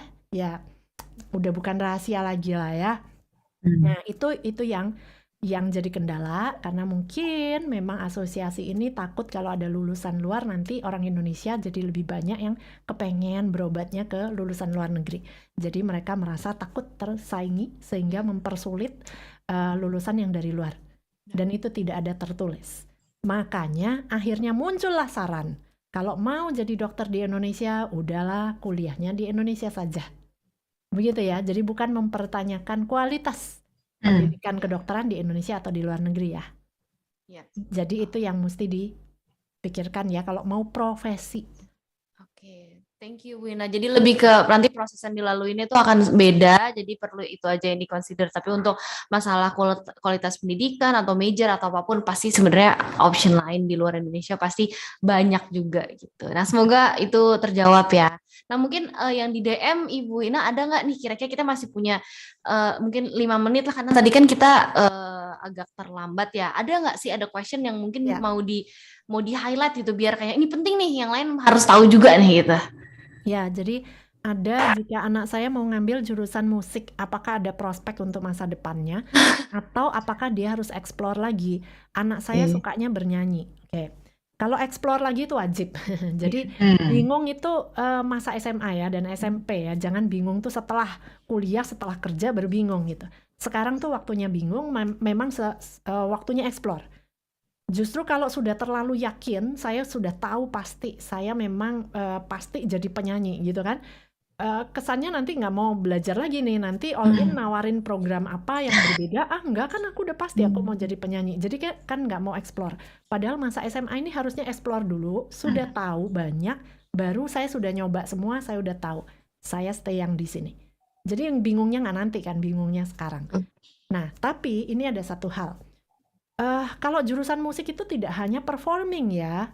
Nah, kalau yang diinginkan menjadi penyanyi, nah this is a different story. Kalau mau masuk ke industri kreatif, performing, masalahnya itu sukses apa enggak tergantung selera pasar ya. Bukan tergantung saya. Anak ibu pasti sukses jadi penyanyi, nggak bisa. Karena tergantung selera market, berarti harus dicarikan audience sejak dini. Jadi yang menentukan kan market. Jadi harus ada dua hal yang harus dibahas, tiap keluarga beda-beda. Apakah itu musik atau mau jadi acting ya kan? Mau jadi aktor, aktris gitu ya. Itu perform ya. Ada dua hal harus dibahas, tiap keluarga beda-beda. Pertama action, sudah ngapain aja. Jadi kalau cuman bilang pengen jadi penyanyi, actionnya kurang ya. Belum ada audience-nya. Sudah pernah ikut lomba apa aja, sudah punya YouTube channel enggak gitu, karena harus punya audience. Kalau udah dibukakan YouTube channel, dia nyoba terus nyanyi, itu kan sebetulnya untuk market research, untuk pengen tahu karakter kayak gini, suara kayak gini disukai nggak sih gitu kan. Nah, orang tua jangan mencarikan like ke tetangga, ke teman kantor, kemana-mana ya. Karena ini tujuannya mau market research gitu ya. Nanti anaknya jadi evaluasinya tidak real. Karena itu kan karena teman-teman mamahnya mau memberikan dukungan. Ya, itu bukan real market. Ya, jadi mereka hanya mau mendukung aja. Ya, jadi real market, carikan audience, ikut lomba, buka aja YouTube. Sekarang nyari audience tuh gampang ya kan? Jadi nggak ada alasan untuk nggak punya audience zaman sekarang. Kalaupun nggak banyak yang nge-like, jangan langsung down. Mungkin orang nggak suka yang genre-nya ini. Coba ganti lagi genre lain. Tapi itu butuh waktu. Ya. Yang kedua, financial support dari orang tua. Jadi ada billionaires yang anaknya pengen perfilman gitu ya, dibeliin kamera 2 miliar. Sampai sekarang sih saya nggak pernah denger sih hasil film buatan dia yang sukses gitu ya. Tapi orang tua happy, anak happy ya nggak masalah dong ya silakan aja. Ya tapi kalau orang tua berpikir enggak dong, setelah lulus saya berharap kamu mandiri secara finansial. Berarti kita harus ya fair kan, masa orang tua harus biayain terus gitu ya. Berarti kita harus bahas waktunya. Jadi apakah gelarnya itu harus music performing. Kalau orang tua berharap kita bisa mandiri bekerja setelah lulus, orang tua nggak perlu ngasih lagi biaya hidup. Mungkin kita perlu pikirkan sesuatu yang lebih membuat kita bisa berpenghasilan. Ya, misalnya kalau music ada music education. Jadi sambil kuliah pun sudah bisa berpenghasilan, kita sambil ngasih kursus, udah ada duit. Tapi performnya non gelar bukan berarti dihentikan. Berarti saya nggak boleh nyanyi nih. Ya boleh, cuman bisa nggak gelarnya bukan Bachelor of Music Performing gitu. Ya tetap aja nyanyi. Begitu meledak, yang tadi gelarnya nggak dipakai kan nggak apa-apa. Tapi kalau sampai ini nggak meledak karena tergantung selera pasar, kita nggak bisa bilang.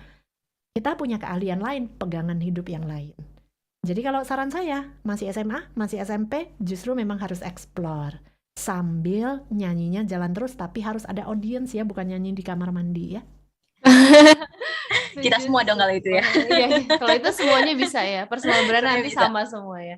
Ya. Jadi ya setuju banget. Jadi kalau misalnya yang kita selalu ingetin adalah harus punya academic interest and personal interest juga. Nanti salah satunya mana yang meledak, ya itu nanti bisa digunain. Nah misalnya nanti pun mau jadi penyanyi kan tetap harus bisa ya marketingnya, bisnisnya gitu. Gimana sih ngegedein namanya gitu kan. Nah jadi dengan ngambil bisnis atau marketing tapi suka nyanyi, nanti suatu saat itu bahkan nggak harus direlain satu gitu. Itu bahkan bisa mengkomplement each other. Makanya kadang-kadang kita juga selalu kasih option, ayo belajar yang lain juga gitu, supaya ya antara yang melengkapi atau sebagai safety net kalian. Setuju banget soal itu. Nah, mungkin ada Ibu Ina ada lagi atau Ya lebih mungkin personal? pertanyaan terakhir Ya. biasa umur berapa anak-anak boleh mulai tes bakat atau cari apa yang dia mau ambil majornya. Jadi bukan tidak ada batasan mulai umur berapa baru boleh tes, tapi tiap alat tes itu biasanya ada batasannya sendiri-sendiri. Alat tes ini memang untuk usia berapa, yang ini minimalnya usia berapa gitu ya, beda-beda. Kalau yang di saya minimalnya 14 tahun.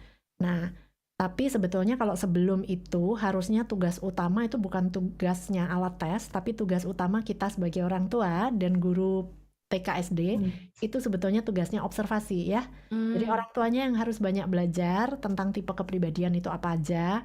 Tadi kalau anak kita mainannya kayak gini itu artinya apa? Sekarang bacaan itu banyak di Google ya. Dengan yang sudah ikut webinar kayak gini, ini termasuk orang tua yang pembelajar kan. Jadi lebih tahu, kita observasi. Tidak ada satu alat tes pun yang akan lebih bisa mendeteksi anaknya dari orang tua yang hidup setiap hari dengan anaknya. Jadi alat tes itu hanya untuk diverifikasi, oh iya anak saya memang suka begini nih gitu, tapi tetap tidak melepaskan tanggung jawab kita sebagai orang tua untuk observasi karena keseharian apa yang ditonton YouTube-nya, coba diobservasi ya. Jadi kemudian kita banyak baca, kita banyak dengerin webinar, kita jadi lebih kenal anak kita. Begitu ya, semoga menjawab pertanyaan. Iya, setuju banget. Thank you Ibu Ina untuk jawabannya. Thank you for everyone for the questions juga. Nah, pasti masih banyak nih questions atau mungkin malu nih nanya sekarang. Nah, bisa reach out ke All In untuk pertanyaan mengenai university application, about personal brand, about all the things that you need to prepare buat dream career and dream university. Tapi kalau misalnya specifically tentang gimana minat bakat anak, parents harus apa, bisa reach out juga. Tadi udah sama Kak Patrick udah ditaruh ya di kolom chat kemana kontaknya, atau kalau misalnya nggak ketemu nih, let us know. Kalau misalnya memang tadi udah register, just let our client management team know. Nanti kita bakalan connect Bapak, Ibu, dan teman-teman semua ke Jurusanku gitu. So I just okay. So that's it for this session. Untuk the first session of today, All In Open Day, kita bakal lanjut lagi at 4:30 untuk live profile review bareng sama Devi, sama Ciara, and Paul. So yeah, that's it for now, and we can take a quick break, and I will see you in a bit. Terima kasih Bu Ina, makasih Kak Patrick udah nemenin kita di sini. Thank you all. Thank you juga. Sama-sama.